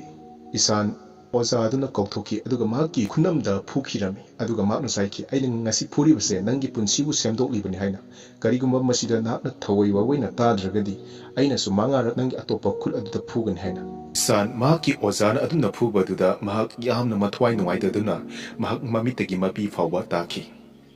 ꯃꯥꯔꯆꯤꯡ ꯑꯃꯨꯛ ꯆꯠꯈꯤ ꯑꯗꯨꯁꯨ ꯃꯍꯥꯛꯅ ꯍꯩꯇꯕꯗꯒꯤ ꯃꯥꯒꯤ ꯑꯣꯖꯥꯗꯨꯅ ꯊꯤꯅ ꯉꯥꯡꯕꯤꯔꯝꯃꯤ ꯑꯁꯨꯝꯅ ꯕꯣꯔꯗꯤꯡꯒꯤ ꯄꯨꯟꯁꯤ ꯑꯁꯤ ꯃꯉꯣꯟꯗ ꯌꯥꯝꯅ ꯋꯥꯕ ꯍꯥꯏꯕꯗꯨ ꯑꯣꯏꯔꯝꯃꯤ ꯒ꯭ꯔꯥꯃꯔꯒꯤ ꯑꯣꯖꯥ ꯇꯤꯋꯥꯔꯤ ꯁꯔꯅ ꯄꯥꯔꯠꯁ ꯑꯣꯐ ꯁ꯭ꯄꯤꯆ ꯇꯥꯛꯂꯝꯃꯤ ꯃꯗꯨꯗ ꯏꯁꯥꯟ ꯑꯗꯨ ꯒ꯭ꯌꯥꯟ ꯇꯥꯕ ꯉꯝꯂꯝꯗꯦ ꯃꯔꯝꯗꯤ ꯇꯤꯋꯥꯔꯤ ꯁꯔꯅ ꯇꯥꯛꯂꯤꯕ ꯒ꯭ꯔꯥꯃꯔ ꯁ꯭ꯇꯥꯏꯜ ꯑꯗꯨ ꯑꯁꯨꯛꯀꯤ ꯃꯇꯤꯛ ꯊꯨꯔꯝꯃꯤ ꯇꯤꯋꯥꯔꯤ ꯁꯔꯅ ꯏꯁꯥꯟꯗ ꯒ꯭ꯌꯥꯟ ꯇꯥꯕ꯭ꯔꯥ ꯍꯥꯏꯅ ꯍꯪꯂꯝꯃꯤ ꯑꯗꯨꯕꯨ ꯏꯁꯥꯟꯒꯤ ꯃꯃꯤꯠꯇꯗꯤ ꯂꯦꯇꯔꯁꯤꯡ ꯑꯗꯨ ꯍꯥꯏꯕꯗꯤ ꯕ꯭ꯂꯦꯛꯕꯣꯔꯗ ꯑꯗꯨꯗ ꯏꯔꯤꯕ ꯂꯦꯇꯔꯁꯤꯡ ꯑꯗꯨ ꯃꯥꯒꯤ ꯃꯃꯤꯠꯇꯗꯤ ꯀꯣꯏꯄꯥꯏ ꯄꯥꯏꯔꯝꯃꯤ ꯃꯁꯤꯅ ꯇꯥꯛꯄꯗꯤ ꯏꯁꯥꯟ ꯑꯗꯨ ꯒ꯭ꯌꯥꯟ ꯇꯥꯗ꯭ꯔꯤ ꯍꯥꯏꯕꯅꯤ ꯏꯁꯥꯟ ꯃꯍꯥꯛꯀꯤ ꯔꯨꯝꯗ ꯂꯥꯛꯇꯨꯅ ꯃꯍꯥꯛ ꯊꯃꯣꯏ ꯁꯣꯛꯅ ꯀꯞꯂꯝꯃꯤ ꯃꯍꯥꯛꯀꯤ ꯃꯃꯥ ꯃꯄꯥꯁꯤꯡꯁꯨ ꯃꯍꯥꯛꯄꯨ ꯎꯅꯕ ꯂꯥꯛꯂꯝꯃꯤ ꯑꯗꯨꯕꯨ ꯃꯍꯥꯛꯅ ꯊꯣꯡ ꯂꯣꯟꯁꯤꯜꯂꯒ ꯃꯍꯥꯛꯅ ꯊꯃꯣꯏ ꯁꯣꯛꯅ ꯀꯞꯂꯝꯃꯤ ꯏꯁꯥꯟ ꯉꯥꯏꯍꯥꯛ ꯂꯩꯔꯒ ꯊꯣꯡ ꯑꯗꯨ ꯍꯥꯡꯗꯣꯛꯈꯤ ꯑꯗꯨꯒ ꯃꯍꯥꯛꯅ ꯆꯦꯟꯈꯤꯔꯝꯃꯤ ꯃꯍꯥꯛꯀꯤ ꯃꯃꯥ ꯃꯄꯥꯁꯤꯡꯁꯨ ꯃꯍꯥꯛꯀꯤ ꯇꯨꯡꯗ ꯇꯥꯟꯅꯔꯛꯈꯤ ꯃꯍꯥꯛ ꯕꯥꯁꯀꯦꯠꯕꯣꯜ ꯁꯥꯟꯅꯐꯝꯗ ꯀꯣꯏꯆꯦꯟ ꯆꯦꯟꯈꯤ ꯑꯗꯨꯕꯨ ꯃꯍꯥꯛꯀꯤ ꯃꯃꯥꯅ ꯐꯥꯅꯕ ꯇꯧꯈꯤ ꯑꯗꯨꯕꯨ ꯃꯍꯥꯛꯅ ꯌꯥꯕ ꯀꯧꯕ ꯂꯩꯈꯤꯗꯦ ꯏꯁꯥꯟ ꯑꯃꯗꯤ ꯃꯍꯥꯛꯀꯤ ꯃꯌꯥꯝꯕ ꯌꯣꯍꯥꯟꯒ ꯐꯝꯃꯤꯟꯅꯔꯝꯃꯤ ꯑꯗꯨꯕꯨ ꯏꯁꯥꯟ ꯑꯗꯨ ꯃꯁꯥꯗ ꯅꯨꯡꯉꯥꯏꯇꯕ ꯍꯥꯏꯕꯗꯤ ꯋꯥꯈꯜ ꯌꯥꯝꯅ ꯋꯥꯕꯒꯤ ꯃꯃꯤ ꯑꯗꯨ ꯎꯔꯝꯃꯤ ꯑꯗꯨꯝꯅ ꯇꯧꯗꯨꯅ ꯂꯩꯔꯤꯉꯩꯗ ꯃꯍꯥꯛꯀꯤ ꯃꯃꯥ ꯃꯄꯥꯅ ꯂꯥꯛꯇꯨꯅ ꯉꯁꯤ ꯑꯩꯈꯣꯏ ꯁꯤꯗ ꯂꯩꯕ ꯌꯥꯅꯕꯒꯤꯗꯃꯛꯇ ꯌꯨꯝ ꯑꯃ ꯑꯩꯈꯣꯏꯅ ꯄꯔꯃꯤꯁꯟ ꯂꯧꯔꯦ ꯂꯥꯎ ꯃꯗꯨꯗ ꯑꯣꯏꯅ ꯆꯠꯂꯁꯤ ꯍꯥꯏꯅ ꯑꯁꯨꯝꯅ ꯃꯍꯥꯛꯀꯤ ꯃꯃꯥꯅ ꯏꯁꯥꯟꯕꯨ ꯊꯦꯝꯗꯨꯅ ꯌꯨꯝ ꯑꯗꯨꯗ ꯄꯨꯔꯝꯃꯤ ꯃꯍꯥꯛꯀꯤ ꯃꯌꯥꯝꯕ ꯌꯣꯍꯥꯟꯅ ꯃꯥꯒꯤꯗꯃꯛꯇ ꯋꯥꯇꯔ ꯀꯂꯔ ꯄꯦꯛ ꯑꯃ ꯄꯤꯕꯤꯔꯝꯃꯤ ꯑꯁꯨꯝꯅ ꯅꯨꯃꯤꯗꯥꯡ ꯑꯗꯨ ꯃꯍꯥꯛꯀꯤ ꯃꯃꯥꯅ ꯏꯁꯥꯟꯕꯨ ꯆꯦꯠꯅ ꯀꯣꯟꯁꯤꯟꯕꯤꯗꯨꯅ ꯇꯨꯝꯃꯤꯟꯅꯈꯤ ꯏꯁꯥꯟꯒꯤ ꯃꯌꯥꯝꯕ ꯑꯃꯗꯤ ꯃꯍꯥꯛꯀꯤ ꯃꯄꯥꯒ ꯁꯥꯟꯅꯕ ꯇꯦꯅꯤꯁ ꯑꯗꯨ ꯏꯁꯥꯟꯅ ꯌꯦꯡꯂꯝꯃꯤ ꯑꯁꯨꯝꯅ ꯃꯍꯥꯛꯀꯤ ꯃꯃꯥ ꯃꯄꯥꯁꯤꯡ ꯍꯟꯈꯤꯔꯝꯃꯤ ꯏꯁꯥꯟꯅ ꯊꯃꯣꯏ ꯁꯣꯛꯅ ꯃꯈꯣꯏꯅ ꯄꯤꯔꯝꯂꯤꯕ ꯄꯣꯠꯂꯝꯁꯤꯡ ꯑꯗꯨ ꯄꯨꯗꯨꯅ ꯂꯥꯛꯈꯤꯔꯝꯃꯤ ꯃꯍꯥꯛꯀꯤ ꯔꯨꯝ ꯆꯪꯂꯛꯇꯨꯅ ꯃꯍꯥꯛꯀꯤ ꯄꯣꯠꯆꯩ ꯊꯝꯐꯝꯒꯤ ꯕꯣꯛꯁ ꯑꯗꯨꯗ ꯃꯍꯥꯛꯀꯤ ꯄꯣꯠꯆꯩꯁꯤꯡ ꯑꯗꯨ ꯊꯝꯈꯤꯔꯝꯃꯤ ꯏꯁꯥꯟ ꯁ꯭ꯀꯨꯜꯒꯤ ꯐꯦꯟꯁꯤꯡ ꯑꯃꯗ ꯀꯥꯈꯠꯇꯨꯅ ꯃꯍꯥꯛ ꯃꯪꯂꯥꯜ ꯑꯃꯗ ꯇꯥꯎꯗꯨꯅ ꯂꯩꯔꯝꯃꯤ ꯃꯍꯥꯛꯅ ꯑꯗꯨꯝꯅ ꯂꯩꯕꯗꯨꯗ ꯃꯍꯥꯛꯀꯤ ꯃꯃꯥꯟꯅꯕ ꯔꯥꯖꯟ ꯂꯥꯛꯂꯝꯃꯤ ꯑꯗꯨꯒ ꯔꯥꯖꯟꯅ ꯃꯍꯥꯛꯄꯨ ꯃꯈꯥꯗ ꯀꯨꯝꯅꯕꯒꯤꯗꯃꯛꯇ ꯂꯥꯎꯈꯤꯔꯝꯃꯤ ꯑꯗꯨꯕꯨ ꯃꯍꯥꯛ ꯇꯥꯈꯤꯔꯝꯗꯦ ꯔꯥꯖꯟ ꯑꯗꯨ ꯇꯨꯈꯤꯔꯝꯃꯤ ꯃꯍꯥꯛꯅ ꯇꯨꯕ ꯑꯗꯨꯗ ꯏꯁꯥꯟ ꯑꯗꯨ ꯃꯈꯥꯗ ꯆꯣꯡꯊꯔꯛꯇꯨꯅ ꯔꯥꯖꯟꯕꯨ ꯃꯇꯦꯡ ꯄꯥꯡꯂꯝꯃꯤ ꯑꯗꯨꯒ ꯔꯥꯖꯟꯅ ꯀꯩꯒꯤꯗꯃꯛꯇ ꯏꯁꯥꯟ ꯅꯪ ꯃꯊꯛ ꯑꯁꯤꯗ ꯀꯥꯔꯤꯕꯅꯣ ꯍꯥꯏꯅ ꯍꯥꯏꯔꯝꯃꯤ ꯏꯁꯥꯟ ꯋꯥ ꯑꯝꯇ ꯈꯨꯝꯈꯤꯗꯦ ꯔꯥꯖꯟꯅ ꯏꯁꯥꯟꯗ ꯂꯥꯎ ꯑꯩꯈꯣꯏ ꯊꯦꯡꯉꯤ ꯀ꯭ꯂꯥꯁꯇ ꯆꯠꯂꯁꯤ ꯍꯥꯏꯅ ꯍꯥꯏꯔꯝꯃꯤ ꯃꯗꯨꯗ ꯏꯁꯥꯟ ꯑꯗꯨ ꯀ꯭ꯂꯥꯁꯇ ꯆꯠꯅꯤꯡꯗꯕꯒꯤ ꯃꯇꯧ ꯑꯃ ꯇꯧꯔꯝꯃꯤ ꯔꯥꯖꯟꯅ ꯅꯪ ꯈꯪꯗꯕ꯭ꯔꯥ ꯁꯥꯔ ꯍꯣꯀꯔꯗꯣ ꯆꯠꯈ꯭ꯔꯦ ꯃꯍꯥꯛꯀꯤ ꯃꯍꯨꯠꯇ ꯑꯇꯣꯞꯄ ꯁꯥꯔ ꯑꯃ ꯂꯥꯛꯑꯦ ꯑꯗꯣ ꯃꯥꯗꯤꯅꯦ ꯁꯥꯔ ꯍꯣꯀꯔꯒꯨꯝꯅ ꯇꯧꯒꯗꯕ ꯃꯥꯟꯗꯦ ꯂꯥꯎ ꯊꯦꯡꯉꯤ ꯂꯥꯎ ꯑꯁꯨꯝꯅ ꯏꯁꯥꯟꯕꯨ ꯃꯍꯥꯛꯅ ꯀ꯭ꯂꯥꯁꯇ ꯄꯨꯈꯤꯔꯝꯃꯤ ꯃꯕꯥꯅꯤ ꯀ꯭ꯂꯥꯁꯔꯨꯝ ꯌꯧꯔꯕꯗ ꯃꯈꯣꯏꯒꯤ ꯑꯅꯧꯕ ꯑꯣꯖꯥ ꯑꯗꯨ ꯕꯥꯁꯤ ꯈꯣꯡꯗꯨꯅ ꯆꯪꯂꯛꯈꯤ ꯑꯃꯗꯤ ꯑꯉꯥꯡꯁꯤꯡꯅ ꯅꯨꯡꯉꯥꯏꯒꯗꯕ ꯃꯑꯣꯡꯗ ꯖꯣꯀꯔꯒꯤ ꯐꯤꯖꯣꯜ ꯁꯦꯠꯇꯨꯅ ꯂꯥꯛꯈꯤ ꯑꯁꯨꯝꯅ ꯔꯥꯝꯁꯪꯀꯔꯅꯤꯀꯨꯝ ꯑꯗꯨ ꯑꯉꯥꯡꯁꯤꯡꯒ ꯍꯔꯥꯎꯅ ꯅꯨꯡꯉꯥꯏꯅ ꯀ꯭ꯂꯥꯁ ꯑꯗꯨꯗ ꯂꯩꯔꯝꯃꯤ ꯔꯥꯝꯁꯪꯀꯔꯅꯤꯀꯨꯝꯅ ꯃꯍꯥꯛꯀꯤ ꯖꯣꯀꯔꯒꯤ ꯐꯤꯖꯣꯜꯁꯤꯡ ꯑꯗꯨ ꯊꯝꯂꯨꯈꯤꯒꯦ ꯑꯉꯥꯡꯁ ꯅꯈꯣꯏꯅ ꯄꯦꯟꯇꯤꯡ ꯇꯧꯔꯝꯃꯨ ꯍꯥꯏꯅ ꯍꯥꯏꯔꯝꯃꯤ ꯃꯗꯨꯗ ꯑꯉꯥꯡ ꯑꯃꯅ ꯁꯥꯔ ꯑꯩꯈꯣꯏ ꯀꯔꯤ ꯌꯦꯛꯀꯗꯕꯅꯣ ꯍꯥꯏꯅ ꯍꯪꯂꯝꯃꯤ ꯃꯗꯨꯗ ꯔꯥꯝꯁꯪꯀꯔꯅꯤꯀꯨꯝꯅ ꯅꯈꯣꯏꯒꯤ ꯑꯄꯥꯝꯕꯗꯨ ꯌꯦꯛꯂꯝꯃꯨ ꯍꯥꯏꯅ ꯍꯥꯏꯔꯝꯃꯤ ꯃꯗꯨꯗ ꯑꯉꯥꯡꯁꯤꯡ ꯑꯗꯨ ꯌꯥꯝꯅ ꯉꯛꯄꯒ ꯂꯣꯏꯅꯅ ꯌꯥꯝꯅ ꯍꯔꯥꯎꯔꯝꯃꯤ ꯔꯥꯝꯁꯪꯀꯔꯅꯤꯀꯨꯝ ꯑꯗꯨ ꯃꯍꯥꯛꯀꯤ ꯖꯣꯀꯔꯒꯤ ꯐꯤꯖꯣꯜꯁꯤꯡ ꯑꯗꯨ ꯊꯝꯂꯨꯔꯕ ꯃꯇꯨꯡꯗ ꯀ꯭ꯂꯥꯁꯔꯨꯝꯗ ꯑꯃꯨꯛ ꯂꯥꯛꯈꯤꯔꯝꯃꯤ ꯑꯣꯖꯥ ꯑꯗꯨꯅ ꯑꯉꯥꯡꯁꯤꯡꯅ ꯌꯦꯛꯂꯤꯕ ꯄꯦꯟꯇꯤꯡꯁꯤꯡ ꯑꯗꯨ ꯁꯨꯝ ꯌꯦꯡꯗꯨꯅ ꯂꯥꯛꯈꯤ ꯃꯗꯨꯗ ꯏꯁꯥꯟꯒꯤ ꯃꯅꯥꯛ ꯌꯧꯔꯛꯄꯗ ꯏꯁꯥꯟꯗꯤ ꯀꯔꯤꯃꯇ ꯌꯦꯛꯂꯝꯗꯦ ꯃꯗꯨꯗ ꯑꯣꯖꯥ ꯑꯗꯨꯅ ꯀꯔꯤ ꯇꯧꯔꯤꯒꯦꯅꯦ ꯏꯆꯥꯅꯨꯄꯥ ꯅꯪꯕꯣ ꯄꯦꯟꯇꯤꯡ ꯑꯁꯤ ꯅꯪꯉꯣꯟꯗ ꯏꯟꯇꯔꯦꯁ ꯂꯩꯇ꯭ꯔꯕꯣ ꯍꯥꯏꯅ ꯑꯣꯖꯥ ꯑꯗꯨꯅꯁꯨ ꯃꯈꯥ ꯇꯥꯅ ꯍꯥꯏꯔꯛꯈꯤ ꯅꯪꯒꯤ ꯃꯤꯡꯗꯤ ꯀꯔꯤ ꯀꯧꯏ ꯍꯥꯏꯅ ꯃꯗꯨꯗ ꯃꯥꯒ ꯐꯝꯃꯤꯟꯅꯔꯤꯕ ꯔꯥꯖꯟꯅ ꯃꯥꯒꯤ ꯃꯤꯡ ꯏꯁꯥꯟꯋꯥꯁꯇꯤ ꯀꯧꯕꯅꯤ ꯁꯔ ꯃꯗꯨꯗ ꯑꯣꯖꯥ ꯑꯗꯨꯅꯁꯨ ꯔꯥꯖꯟꯗ ꯊꯦꯡꯛꯁ ꯍꯥꯏꯔꯝꯃꯤ ꯏꯁꯥꯟ ꯆꯤꯡꯗ ꯂꯩꯕ ꯄꯨꯈ꯭ꯔꯤ ꯑꯃꯒꯤ ꯃꯄꯥꯜꯗ ꯂꯦꯞꯇꯨꯅ ꯂꯩꯔꯝꯃꯤ ꯃꯍꯥꯛ ꯋꯥꯈꯜꯅ ꯃꯁꯥꯗꯨ ꯍꯔꯥꯎꯐꯝ ꯈꯪꯂꯝꯗꯦ ꯏꯁꯥꯟ ꯃꯐꯝ ꯑꯗꯨꯗꯒꯤ ꯂꯥꯛꯈꯤꯔꯝꯃꯤ ꯃꯥꯅ ꯁꯨꯝ ꯆꯪꯂꯛꯄꯗ ꯃꯈꯣꯏꯒꯤ ꯑꯣꯖꯥ ꯑꯃꯅ ꯅꯪꯗꯤ ꯀꯥꯏꯗ ꯆꯠꯂꯨꯔꯒꯦ ꯑꯁꯨꯝꯅ ꯁꯥꯎꯅꯤꯡꯅ ꯍꯪꯈꯤ ꯅꯪꯒꯤ ꯌꯨꯝꯒꯤ ꯐꯣꯟ ꯂꯥꯛꯄꯅꯦ ꯆꯠꯂꯣ ꯑꯃꯨꯛ ꯇꯧꯔꯛꯀꯅꯤ ꯍꯥꯏꯕꯅꯦ ꯐꯣꯟꯒꯤ ꯃꯅꯥꯛꯇꯅꯦ ꯂꯦꯞꯄꯒ ꯂꯩꯔꯨꯆꯣ ꯑꯁꯨꯝꯅ ꯃꯉꯣꯟꯗ ꯍꯥꯏꯈꯤꯔꯝꯃꯤ ꯏꯁꯥꯟ ꯐꯣꯟ ꯑꯗꯨꯒꯤ ꯃꯅꯥꯛꯇ ꯂꯥꯛꯈꯤꯔꯝꯃꯤ ꯃꯍꯥꯛ ꯁꯤꯠꯇ ꯉꯥꯏꯍꯥꯛ ꯐꯝꯗꯨꯅ ꯂꯩꯔꯝꯃꯤ ꯏꯀꯨꯏ ꯀꯨꯏꯗꯅ ꯐꯣꯟ ꯑꯃ ꯂꯥꯛꯈꯤ ꯃꯗꯨꯗ ꯐꯣꯟ ꯁꯦꯟꯅꯔꯤꯕ ꯅꯨꯄꯥ ꯑꯗꯨꯅ ꯐꯣꯟ ꯑꯗꯨ ꯑꯣꯛꯈꯤꯔꯝꯃꯤ ꯏꯁꯥꯟꯒꯤ ꯃꯃꯥꯅ ꯏꯁꯥꯟ ꯂꯩꯕ꯭ꯔꯥ ꯍꯥꯏꯅ ꯐꯣꯟ ꯑꯣꯛꯂꯤꯕ ꯅꯨꯄꯥ ꯑꯗꯨꯗ ꯍꯪꯂꯛꯈꯤ ꯐꯣꯟ ꯑꯣꯛꯂꯤꯕ ꯅꯨꯄꯥ ꯑꯗꯨꯅꯁꯨ ꯂꯩꯌꯦ ꯄꯥꯏꯍꯜꯂꯛꯀꯦ ꯑꯁꯨꯝꯅ ꯏꯁꯥꯟꯗ ꯐꯣꯟ ꯑꯗꯨ ꯄꯤꯈꯤꯔꯝꯃꯤ ꯐꯣꯟ ꯑꯗꯨ ꯏꯁꯥꯟꯅ ꯍꯦꯛ ꯄꯥꯏꯕꯒ ꯃꯍꯥꯛꯀꯤ ꯃꯃꯥꯅ ꯏꯁꯥꯟ ꯍꯥꯏꯅ ꯀꯧꯔꯛꯈꯤ ꯁꯦ ꯏꯃꯥꯗ ꯈꯨꯝꯃꯨꯁꯦ ꯏꯁꯥꯟ ꯅꯪ ꯁꯥꯎꯒꯅꯨꯀꯣ ꯍꯟꯗꯛꯀꯤ ꯁꯦꯇꯔꯗꯦꯁꯦ ꯑꯩꯈꯣꯏ ꯂꯥꯛꯄ ꯉꯝꯃꯣꯏꯗ꯭ꯔꯤ ꯅꯪ ꯈꯪꯕ ꯅꯠꯇ꯭ꯔꯣ ꯍꯟꯗꯛꯁꯦ ꯅꯪꯒꯤ ꯅꯌꯥꯝꯕꯒꯤ ꯏꯟꯇꯔ ꯁ꯭ꯀꯨꯜ ꯇꯦꯅꯤꯁ ꯃꯦꯠꯆ ꯂꯩ ꯍꯥꯏꯕ ꯑꯗꯨꯅꯅꯦ ꯑꯩꯈꯣꯏ ꯂꯥꯛꯄ ꯉꯝꯃꯣꯏꯗ꯭ꯔꯤ ꯅꯪ ꯁꯥꯎꯅꯨꯀꯣ ꯍꯣꯏ ꯆꯨꯝꯃꯦ ꯑꯩꯁꯦ ꯌꯥꯝꯅ ꯐꯠꯇꯕꯅ ꯃꯥꯅꯤ ꯑꯗꯣ ꯏꯁꯥꯟ ꯑꯩ ꯀꯔꯤ ꯇꯧ ꯍꯥꯏꯕꯅꯣꯕ ꯅꯪꯒꯤ ꯅꯌꯥꯝꯕ ꯌꯣꯍꯥꯟꯁꯨ ꯃꯁꯥꯗ ꯇꯦꯟꯁꯟ ꯌꯥꯝꯅ ꯂꯩꯔꯦ ꯃꯥꯒꯤ ꯇꯦꯅꯤꯁ ꯃꯦꯠꯆ ꯂꯩꯕꯗꯣ ꯑꯗꯨꯒꯤ ꯁꯦ ꯅꯪꯅꯦ ꯅꯌꯥꯝꯕꯗꯅꯦ ꯃꯦꯠꯆꯀꯤ ꯋꯤꯁ ꯑꯝꯇ ꯄꯤꯌꯨꯀꯣ ꯃꯥꯕꯨ ꯐꯣꯟ ꯄꯥꯏꯍꯜꯂꯛꯀꯦ ꯑꯁꯨꯝꯅ ꯃꯃꯥ ꯑꯗꯨꯅ ꯐꯣꯟ ꯑꯗꯨ ꯃꯍꯥꯛꯀꯤ ꯃꯌꯥꯝꯕ ꯌꯣꯍꯥꯟꯗ ꯄꯤꯔꯝꯃꯤ ꯃꯌꯥꯝꯕꯅ ꯏꯁꯥꯟꯗ ꯑꯁꯨꯝꯅ ꯍꯥꯏꯈꯤ ꯏꯁꯥꯟ ꯅꯪ ꯑꯩꯕꯨ ꯃꯤꯁ ꯌꯥꯝꯅ ꯇꯧꯔꯝꯒꯅꯤ ꯍꯥꯏꯕ ꯑꯩ ꯈꯪꯏ ꯏꯁꯥꯟꯅ ꯋꯥ ꯑꯃꯇ ꯍꯥꯏꯔꯛꯇ꯭ꯔꯕꯗ ꯐꯣꯟ ꯑꯗꯨ ꯌꯣꯍꯥꯟꯅ ꯃꯍꯥꯛꯀꯤ ꯃꯃꯥꯗ ꯄꯤꯈꯤ ꯃꯃꯥꯅ ꯏꯁꯥꯟꯕꯨ ꯍꯟꯖꯤꯟ ꯍꯟꯖꯤꯟꯅ ꯀꯧꯈꯤ ꯑꯗꯨꯕꯨ ꯏꯁꯥꯟ ꯑꯗꯨ ꯋꯥ ꯑꯃꯠꯇ ꯍꯥꯏꯗꯅ ꯐꯣꯟ ꯊꯅꯝꯂꯒ ꯔꯨꯝ ꯑꯗꯨꯗꯒꯤ ꯊꯣꯛꯈꯤ ꯃꯃꯥꯅ ꯐꯣꯟ ꯑꯗꯨꯗ ꯍꯟꯖꯤꯟ ꯍꯟꯖꯤꯟꯅ ꯏꯁꯥꯟꯕꯨ ꯀꯧꯔꯝꯃꯤ ꯃꯗꯨꯗ ꯐꯣꯟ ꯁꯦꯟꯅꯔꯤꯕ ꯅꯨꯄꯥ ꯑꯗꯨꯅ ꯃꯍꯥꯛꯇꯤ ꯆꯠꯈ꯭ꯔꯦ ꯃꯦꯗꯥꯝ ꯍꯥꯏꯔꯝꯃꯤ ꯃꯥꯌꯥ ꯋꯥꯍꯩ ꯑꯗꯨ ꯇꯥꯕꯗ ꯃꯍꯥꯛ ꯌꯥꯝꯅ ꯅꯨꯡꯉꯥꯏꯈꯤꯔꯝꯗꯦ ꯑꯗꯨꯒ ꯐꯣꯟ ꯑꯗꯨ ꯊꯝꯈꯤ ꯃꯍꯥꯛꯅꯁꯨ ꯃꯥꯒꯤ ꯅꯨꯄꯥꯗ ꯑꯁꯨꯝꯅ ꯍꯥꯏꯔꯝꯃꯤ ꯏꯁꯥꯟꯗꯣ ꯋꯥ ꯑꯝꯇ ꯍꯥꯏꯔꯛꯇꯦꯅꯤ ꯅꯪꯕꯣ ꯃꯗꯨꯗ ꯏꯁꯥꯟꯒꯤ ꯃꯄꯥ ꯑꯗꯨꯅ ꯈꯨꯝꯈꯤ ꯀꯩꯝꯇ ꯋꯥꯒꯅꯨꯁꯦ ꯃꯊꯪꯒꯤ ꯍꯞꯇꯥꯗꯅꯦ ꯑꯩꯈꯣꯏ ꯆꯠꯂꯒ ꯃꯥ ꯎꯅꯔꯨꯕ ꯍꯥꯏꯕꯗꯨꯅꯤ ꯃꯗꯨꯒꯤ ꯋꯥꯍꯩꯗꯨ ꯇꯥꯕꯗ ꯏꯁꯥꯟꯒꯤ ꯃꯃꯥ ꯑꯣꯏꯔꯤꯕ ꯃꯌꯥꯅ ꯋꯥꯈꯜ ꯌꯥꯝꯅ ꯅꯨꯡꯉꯥꯏꯔꯝꯗꯦ꯫ ꯔꯥꯝꯁꯪꯀꯔꯅ ꯁꯥꯇ꯭ꯔꯁꯤꯡꯒꯤ ꯀ꯭ꯂꯥꯁ ꯅꯣꯠꯁꯤꯡ ꯑꯗꯨ ꯁꯦꯜꯐꯇ ꯍꯥꯞꯀꯦ ꯇꯧꯕꯗ ꯍꯣꯀꯔ ꯍꯥꯏꯔꯤꯕ ꯑꯣꯖꯥ ꯑꯗꯨꯅ ꯀꯔꯤꯅꯣ ꯅꯪꯅ ꯊꯝꯃꯤꯗꯨꯅ ꯍꯥꯏꯅ ꯑꯁꯨꯝꯅ ꯃꯉꯣꯟꯗ ꯍꯪꯈꯤꯔꯝꯃꯤ꯫ ꯔꯥꯝꯁꯪꯀꯔꯅ ꯃꯍꯥꯛꯀꯤ ꯄꯥꯎꯈꯨꯝ ꯑꯣꯏꯅ ꯑꯉꯥꯡꯁꯤꯡꯒꯤ ꯀ꯭ꯂꯥꯁ ꯅꯣꯠꯁꯤꯡ ꯑꯁꯤ ꯊꯝꯒꯦ ꯇꯧꯕꯅꯤ ꯍꯥꯏꯅꯁꯨ ꯃꯉꯣꯟꯗ ꯄꯥꯎꯈꯨꯝ ꯄꯤꯔꯝꯃꯤ꯫ ꯍꯣꯀꯔꯅ ꯃꯈꯥ ꯇꯥꯅ ꯅꯣꯛꯅꯕ ꯋꯥꯍꯩꯗ ꯑꯁꯨꯝꯅ ꯍꯥꯏꯔꯝꯃꯤ, ꯍꯣꯀꯔ, ꯑꯩꯗꯤ ꯑꯉꯥꯡꯁꯤꯡꯒꯤ ꯀ꯭ꯂꯥꯁ ꯅꯣꯠ ꯑꯃꯠꯇ ꯃꯗꯨꯗ ꯊꯝꯗꯦ ꯍꯥꯏꯅ, ꯃꯗꯨꯗ ꯂꯥꯏꯔꯤꯛ ꯈꯛꯇ ꯊꯝꯒꯗꯕꯅꯤ ꯍꯥꯏꯅꯁꯨ ꯍꯣꯀꯔ ꯑꯗꯨꯅ ꯃꯈꯥ ꯇꯥꯔꯝꯃꯤ꯫ ꯃꯗꯨꯗ ꯔꯥꯝꯁꯪꯀꯔꯅ ꯍꯥꯏꯔꯛꯈꯤ, ꯀ꯭ꯂꯥꯁ ꯅꯣꯠꯁꯤꯡ ꯑꯁꯤ ꯀꯥꯏꯗ ꯊꯝꯗꯣꯏꯅꯣ ꯍꯥꯏꯅ꯫ ꯍꯣꯀꯔꯅ, ꯑꯉꯥꯡꯁꯤꯡ ꯑꯗꯨꯗ ꯑꯗꯨꯝ ꯄꯤꯈꯣꯅ, ꯅꯪꯒꯤ ꯀ꯭ꯂꯥꯁꯅꯦꯅ ꯉꯥꯒꯤ ꯗꯨꯀꯥꯟꯒ ꯆꯞ ꯍꯦꯛ ꯃꯥꯟꯅꯔꯗꯅ꯫ ꯑꯁꯨꯝꯅ ꯃꯥꯕꯨ ꯅꯣꯛꯅꯔꯝꯃꯤ꯫ ꯔꯥꯝꯁꯪꯀꯔꯅ ꯅꯣꯛꯐꯦꯠ ꯇꯧꯅ ꯍꯥꯏꯔꯛꯏ, ꯁꯥꯔ, ꯃꯈꯣꯏ ꯑꯉꯥꯡ ꯉꯥꯛꯇꯅꯦ, ꯀꯔꯝꯕ ꯑꯍꯦꯟꯕ ꯑꯦꯛꯁꯄꯦꯛ ꯇꯧꯔꯤꯒꯦ? ꯑꯉꯥꯡꯁꯤꯡꯅ ꯑꯥꯔꯠꯀꯤ ꯀ꯭ꯂꯥꯁ ꯑꯁꯤꯗ ꯃꯈꯣꯏꯒꯤ ꯑꯅꯤꯡꯕ ꯑꯄꯥꯝꯕ ꯐꯣꯡꯗꯣꯛꯇꯅ ꯀꯔꯝꯕ ꯁꯕꯖꯦꯛꯇ ꯃꯈꯣꯏꯒꯤ ꯑꯅꯤꯡꯕ ꯑꯄꯥꯝꯕ ꯐꯣꯡꯗꯣꯛꯀꯅꯤ? ꯃꯗꯨꯗ ꯒ꯭ꯔꯥꯃꯔꯒꯤ ꯑꯣꯖꯥ ꯑꯗꯨꯅ ꯍꯦꯗꯃꯥꯁꯇꯔꯅ ꯄꯥꯝꯂꯤꯁꯦ ꯗꯤꯁꯤꯄ꯭ꯂꯤꯟ ꯑꯃꯒꯤ ꯃꯈꯥꯗ ꯊꯕꯛ ꯇꯧꯕꯗꯨꯅꯤ꯫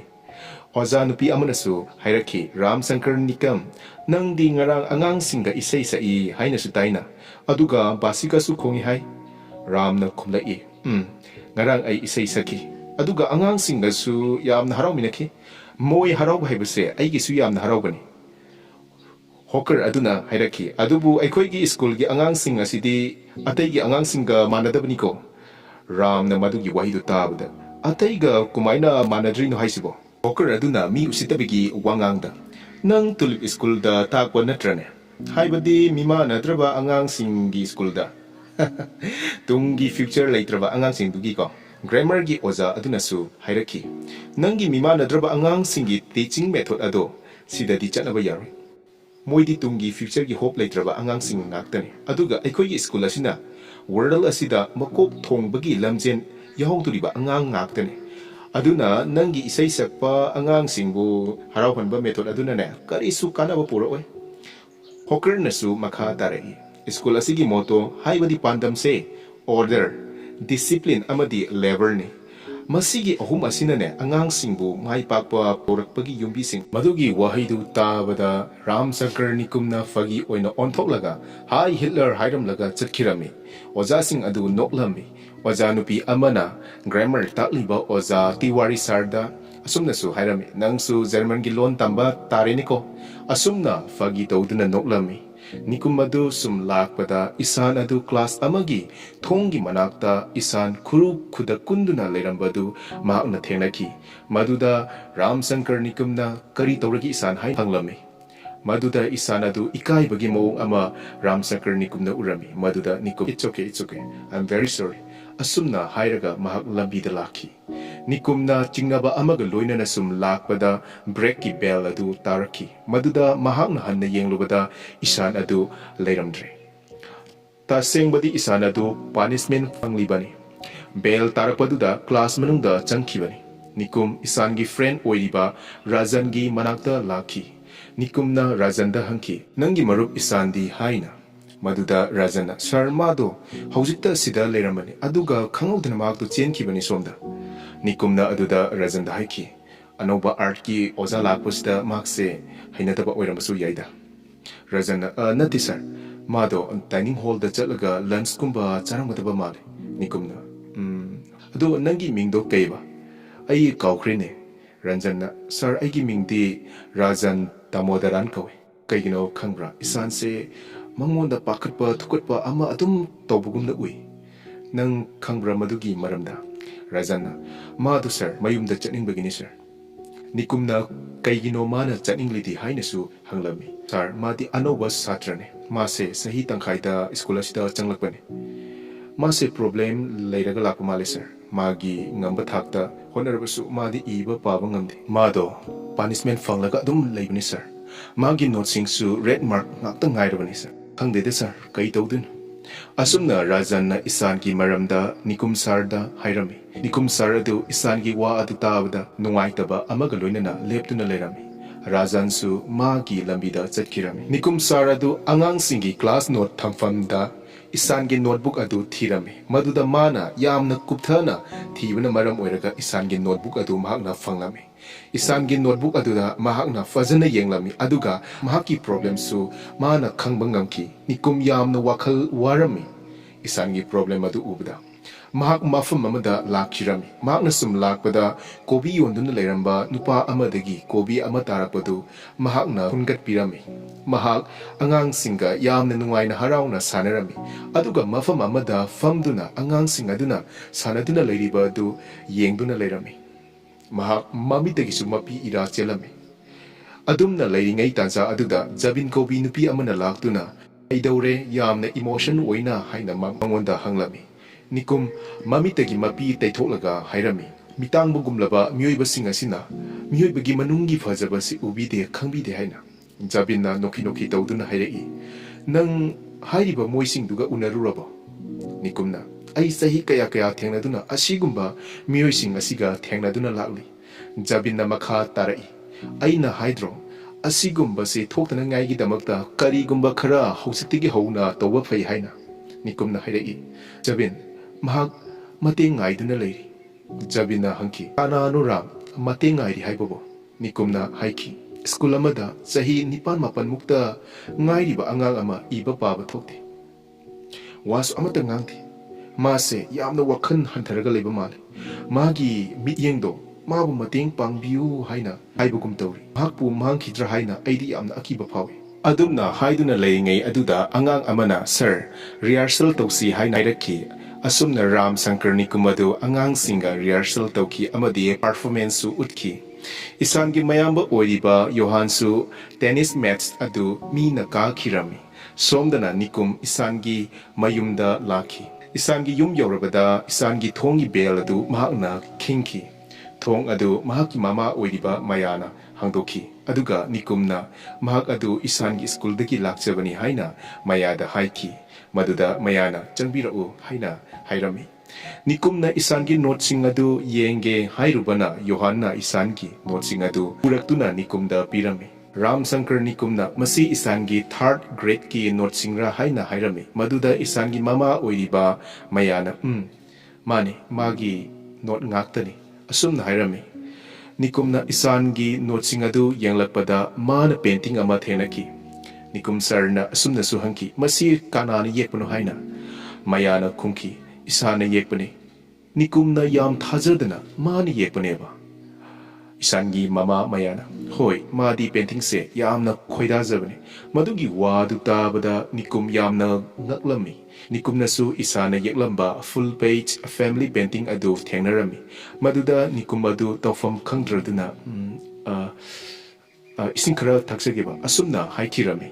mayana ising adu puraktuna nikumna ising adu thaki nikumna haiki kaigino isanbu nakhoina yamna lapna tharibadi isangi mapa oiba Mr. Awasdina aikoi atopa pambayam ta leitre aduna mabu mafam aduda thakibani haina last year su isando 3rd grade ta fail oi nang thajabri yengone adi fagalakpigi mami amata su ude yengo aigi isanupa anse magi class da subject khuding da man topper oiribani aduga isana adumna hairakpaduda nikumna wa thaladan hairaki mana fail oiribadugi problem adudi nang khanglabra haina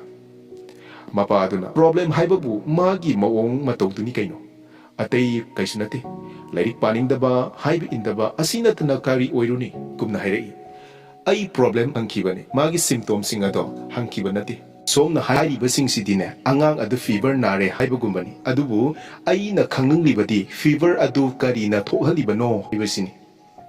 isangi mapa aduna sounding up tawna hairei hoine nang hairone maduda nikumna hairei mana laliba asida hanjina tauba haibadi hanjina mistake tauba noida ubibra isangi mapana kari hanjanba adum lalaga leiraba madabo nikumna isangi not adu putoktuna moida utki nikumna isangi asoibadu fajana ulaba matungda mahaki mapada haiki mana soiribase mahakna tanbagira natragana mana pangbagira nate mangonda letter singasi masak khangba ngamdri mangonda apple gi spelling takpa matamda mangonda apple gi spelling ado ningsingba ngamdi adubu mangonda apple oina uraga dum lei maduna taklibane markse magi letter sing ado masak khangde haina aduna mana iba ngamdribani first ta mabu letter sing ado fajana khanghanba yamna maru oi maduda isangi mapana isan larik tambagi kanaba kaisu leraroi asumna haikiram nikumna nungai madabadigi ꯃꯥꯅ ꯈꯨꯗꯝ ꯑꯃ ꯏꯁꯥꯟꯒꯤ ꯃꯄꯥꯗ ꯄꯤꯅꯤꯡꯈꯤ ꯃꯥꯅ ꯁꯨꯝ ꯌꯦꯡꯂꯛꯄꯗ ꯆꯥꯏꯅꯤꯁꯀꯤ ꯃꯌꯦꯛꯅ ꯏꯕ box ꯑꯃ ꯂꯩꯕꯗꯨ ꯃꯍꯥꯛꯅ ꯎꯔꯝꯃꯤ ꯅꯤꯀꯨꯝꯅ ꯂꯧꯔꯒ ꯃꯗꯨ ꯃꯥꯅ ꯏꯁꯥꯟꯒꯤ ꯃꯄꯥꯗ ꯄꯥꯔꯛꯎ ꯍꯥꯏꯅ ꯍꯥꯏꯔꯝꯃꯤ ꯃꯗꯨꯗ ꯏꯁꯥꯟꯒꯤ ꯃꯄꯥꯅ ꯃꯁꯤꯗꯤ ꯆꯥꯏꯅꯤꯁꯀꯤ ꯃꯌꯦꯛꯅꯤꯅ ꯑꯩꯅ ꯀꯔꯝꯃꯥꯏꯅ ꯄꯥꯗꯣꯏꯅꯣ ꯍꯥꯏꯅ ꯍꯥꯏꯔꯝꯃꯤ ꯃꯗꯨꯗ ꯅꯤꯀꯨꯝꯅ ꯇ꯭ꯔꯥꯏ ꯇꯧ ꯍꯥꯏꯅ ꯍꯥꯏꯔꯝꯃꯤ ꯏꯁꯥꯟꯒꯤ ꯃꯄꯥꯅ ꯆꯥꯏꯅꯤꯁꯀꯤ ꯃꯌꯦꯛꯁꯤꯕꯨ ꯑꯩꯕꯨ ꯄꯥꯎ ꯍꯥꯏꯁꯤꯕꯨ ꯅꯤꯀꯨꯝꯅ ꯃꯁꯤꯃꯛꯅꯤ ꯏꯁꯥꯅ ꯇꯧꯔꯤꯕꯁꯦ ꯂꯦꯇꯔꯁꯤꯡ ꯑꯁꯤ ꯈꯪꯗꯅ ꯏꯕ ꯄꯥꯕ ꯉꯝꯗꯕꯁꯤꯡꯁꯦ ꯗꯤꯂꯦꯛꯁꯤꯌꯥ ꯀꯧꯏ ꯃꯗꯨꯒꯤ ꯋꯥꯍꯩꯗꯨ ꯇꯥꯕꯗ ꯃꯌꯥ ꯑꯃꯗꯤ ꯃꯤꯁꯇꯔ ꯑꯋꯥꯁꯇꯤ ꯑꯗꯨ ꯇꯨꯃꯤꯟꯅ ꯂꯩꯔꯝꯃꯤ ꯅꯤꯀꯨꯝꯅ ꯃꯈꯥ ꯇꯥꯅ ꯍꯥꯏꯔꯛꯈꯤ ꯑꯁꯤꯒꯨꯝꯕ ꯗꯤꯂꯦꯛꯁꯤꯌꯥ ꯑꯁꯤꯅ ꯑꯇꯣꯞꯄ ꯄ꯭ꯔꯣꯕ꯭ꯂꯦꯝ ꯀꯌꯥ ꯑꯃꯁꯨ ꯂꯩꯍꯜꯂꯛꯄ ꯌꯥꯏ ꯐꯅꯕ ꯍꯥꯏꯗꯨꯅ ꯇꯣꯉꯥꯟ ꯇꯣꯉꯥꯟꯕ ꯄꯥꯝꯕꯩ ꯁꯤꯖꯤꯟꯅꯗꯨꯅ ꯃꯈꯣꯏꯕꯨ ꯍꯦꯟꯅ ꯑꯋꯥꯕ ꯄꯤꯔꯤ ꯅꯤꯀꯨꯝꯅꯁꯨ ꯃꯈꯥ ꯇꯥꯗꯨꯅ ꯑꯃꯨꯛꯁꯨ ꯍꯥꯏꯔꯛꯈꯤ ꯏꯁꯥꯟꯁꯦ ꯈꯣꯡꯎꯞ ꯇꯣꯡꯕꯗ ꯐꯨꯔꯤꯠ ꯂꯤꯠꯄꯗ ꯑꯁꯤꯒꯨꯝꯕꯁꯤꯗ ꯃꯊꯟꯇ ꯇꯧꯕ ꯉꯝꯗꯕ꯭ꯔꯥ ꯍꯥꯏꯅ ꯃꯌꯥꯅ ꯍꯥꯏꯔꯛꯈꯤ ꯌꯣꯍꯥꯟꯗꯁꯨ ꯍꯪꯈꯤ ꯌꯣꯍꯥꯟ ꯏꯁꯥꯟꯁꯦ ꯕꯣꯜ ꯁꯥꯟꯅꯕꯗ ꯕꯣꯜ ꯐꯖꯅ ꯑꯣꯛꯄ ꯉꯝꯗꯕ꯭ꯔꯥ ꯍꯥꯏꯅ ꯌꯣꯍꯥꯟꯅꯁꯨ ꯍꯣꯏ ꯍꯥꯏꯔꯛꯈꯤ ꯅꯤꯀꯨꯝꯅ ꯌꯦꯡꯉꯨ ꯄꯤꯛꯈ꯭ꯔꯕ ꯑꯉꯥꯡ ꯆꯍꯤ 7-8 ꯁꯨꯕꯗ ꯉꯥꯏꯔꯤꯕꯗꯨꯅ ꯏꯆꯝ ꯆꯝꯕ ꯊꯕꯛ ꯀꯌꯥ ꯑꯃ ꯃꯥꯅ ꯇꯧꯕ ꯉꯝꯗ꯭ꯔꯤꯕꯁꯦ ꯃꯥꯅ ꯀꯌꯥ ꯋꯥꯅ ꯈꯥꯡꯂꯝꯒꯗꯕ ꯃꯥꯒꯤ ꯉꯝꯖꯕ ꯊꯥꯛꯇ ꯍꯣꯠꯅꯖꯕ ꯑꯗꯨ ꯈꯪꯗꯕ ꯃꯤꯅꯗꯤ ꯃꯥꯕꯨ ꯂꯝꯍꯦꯟꯕ ꯍꯥꯏꯕ ꯏꯟꯗꯕ ꯑꯣꯏꯅ ꯎꯔꯤ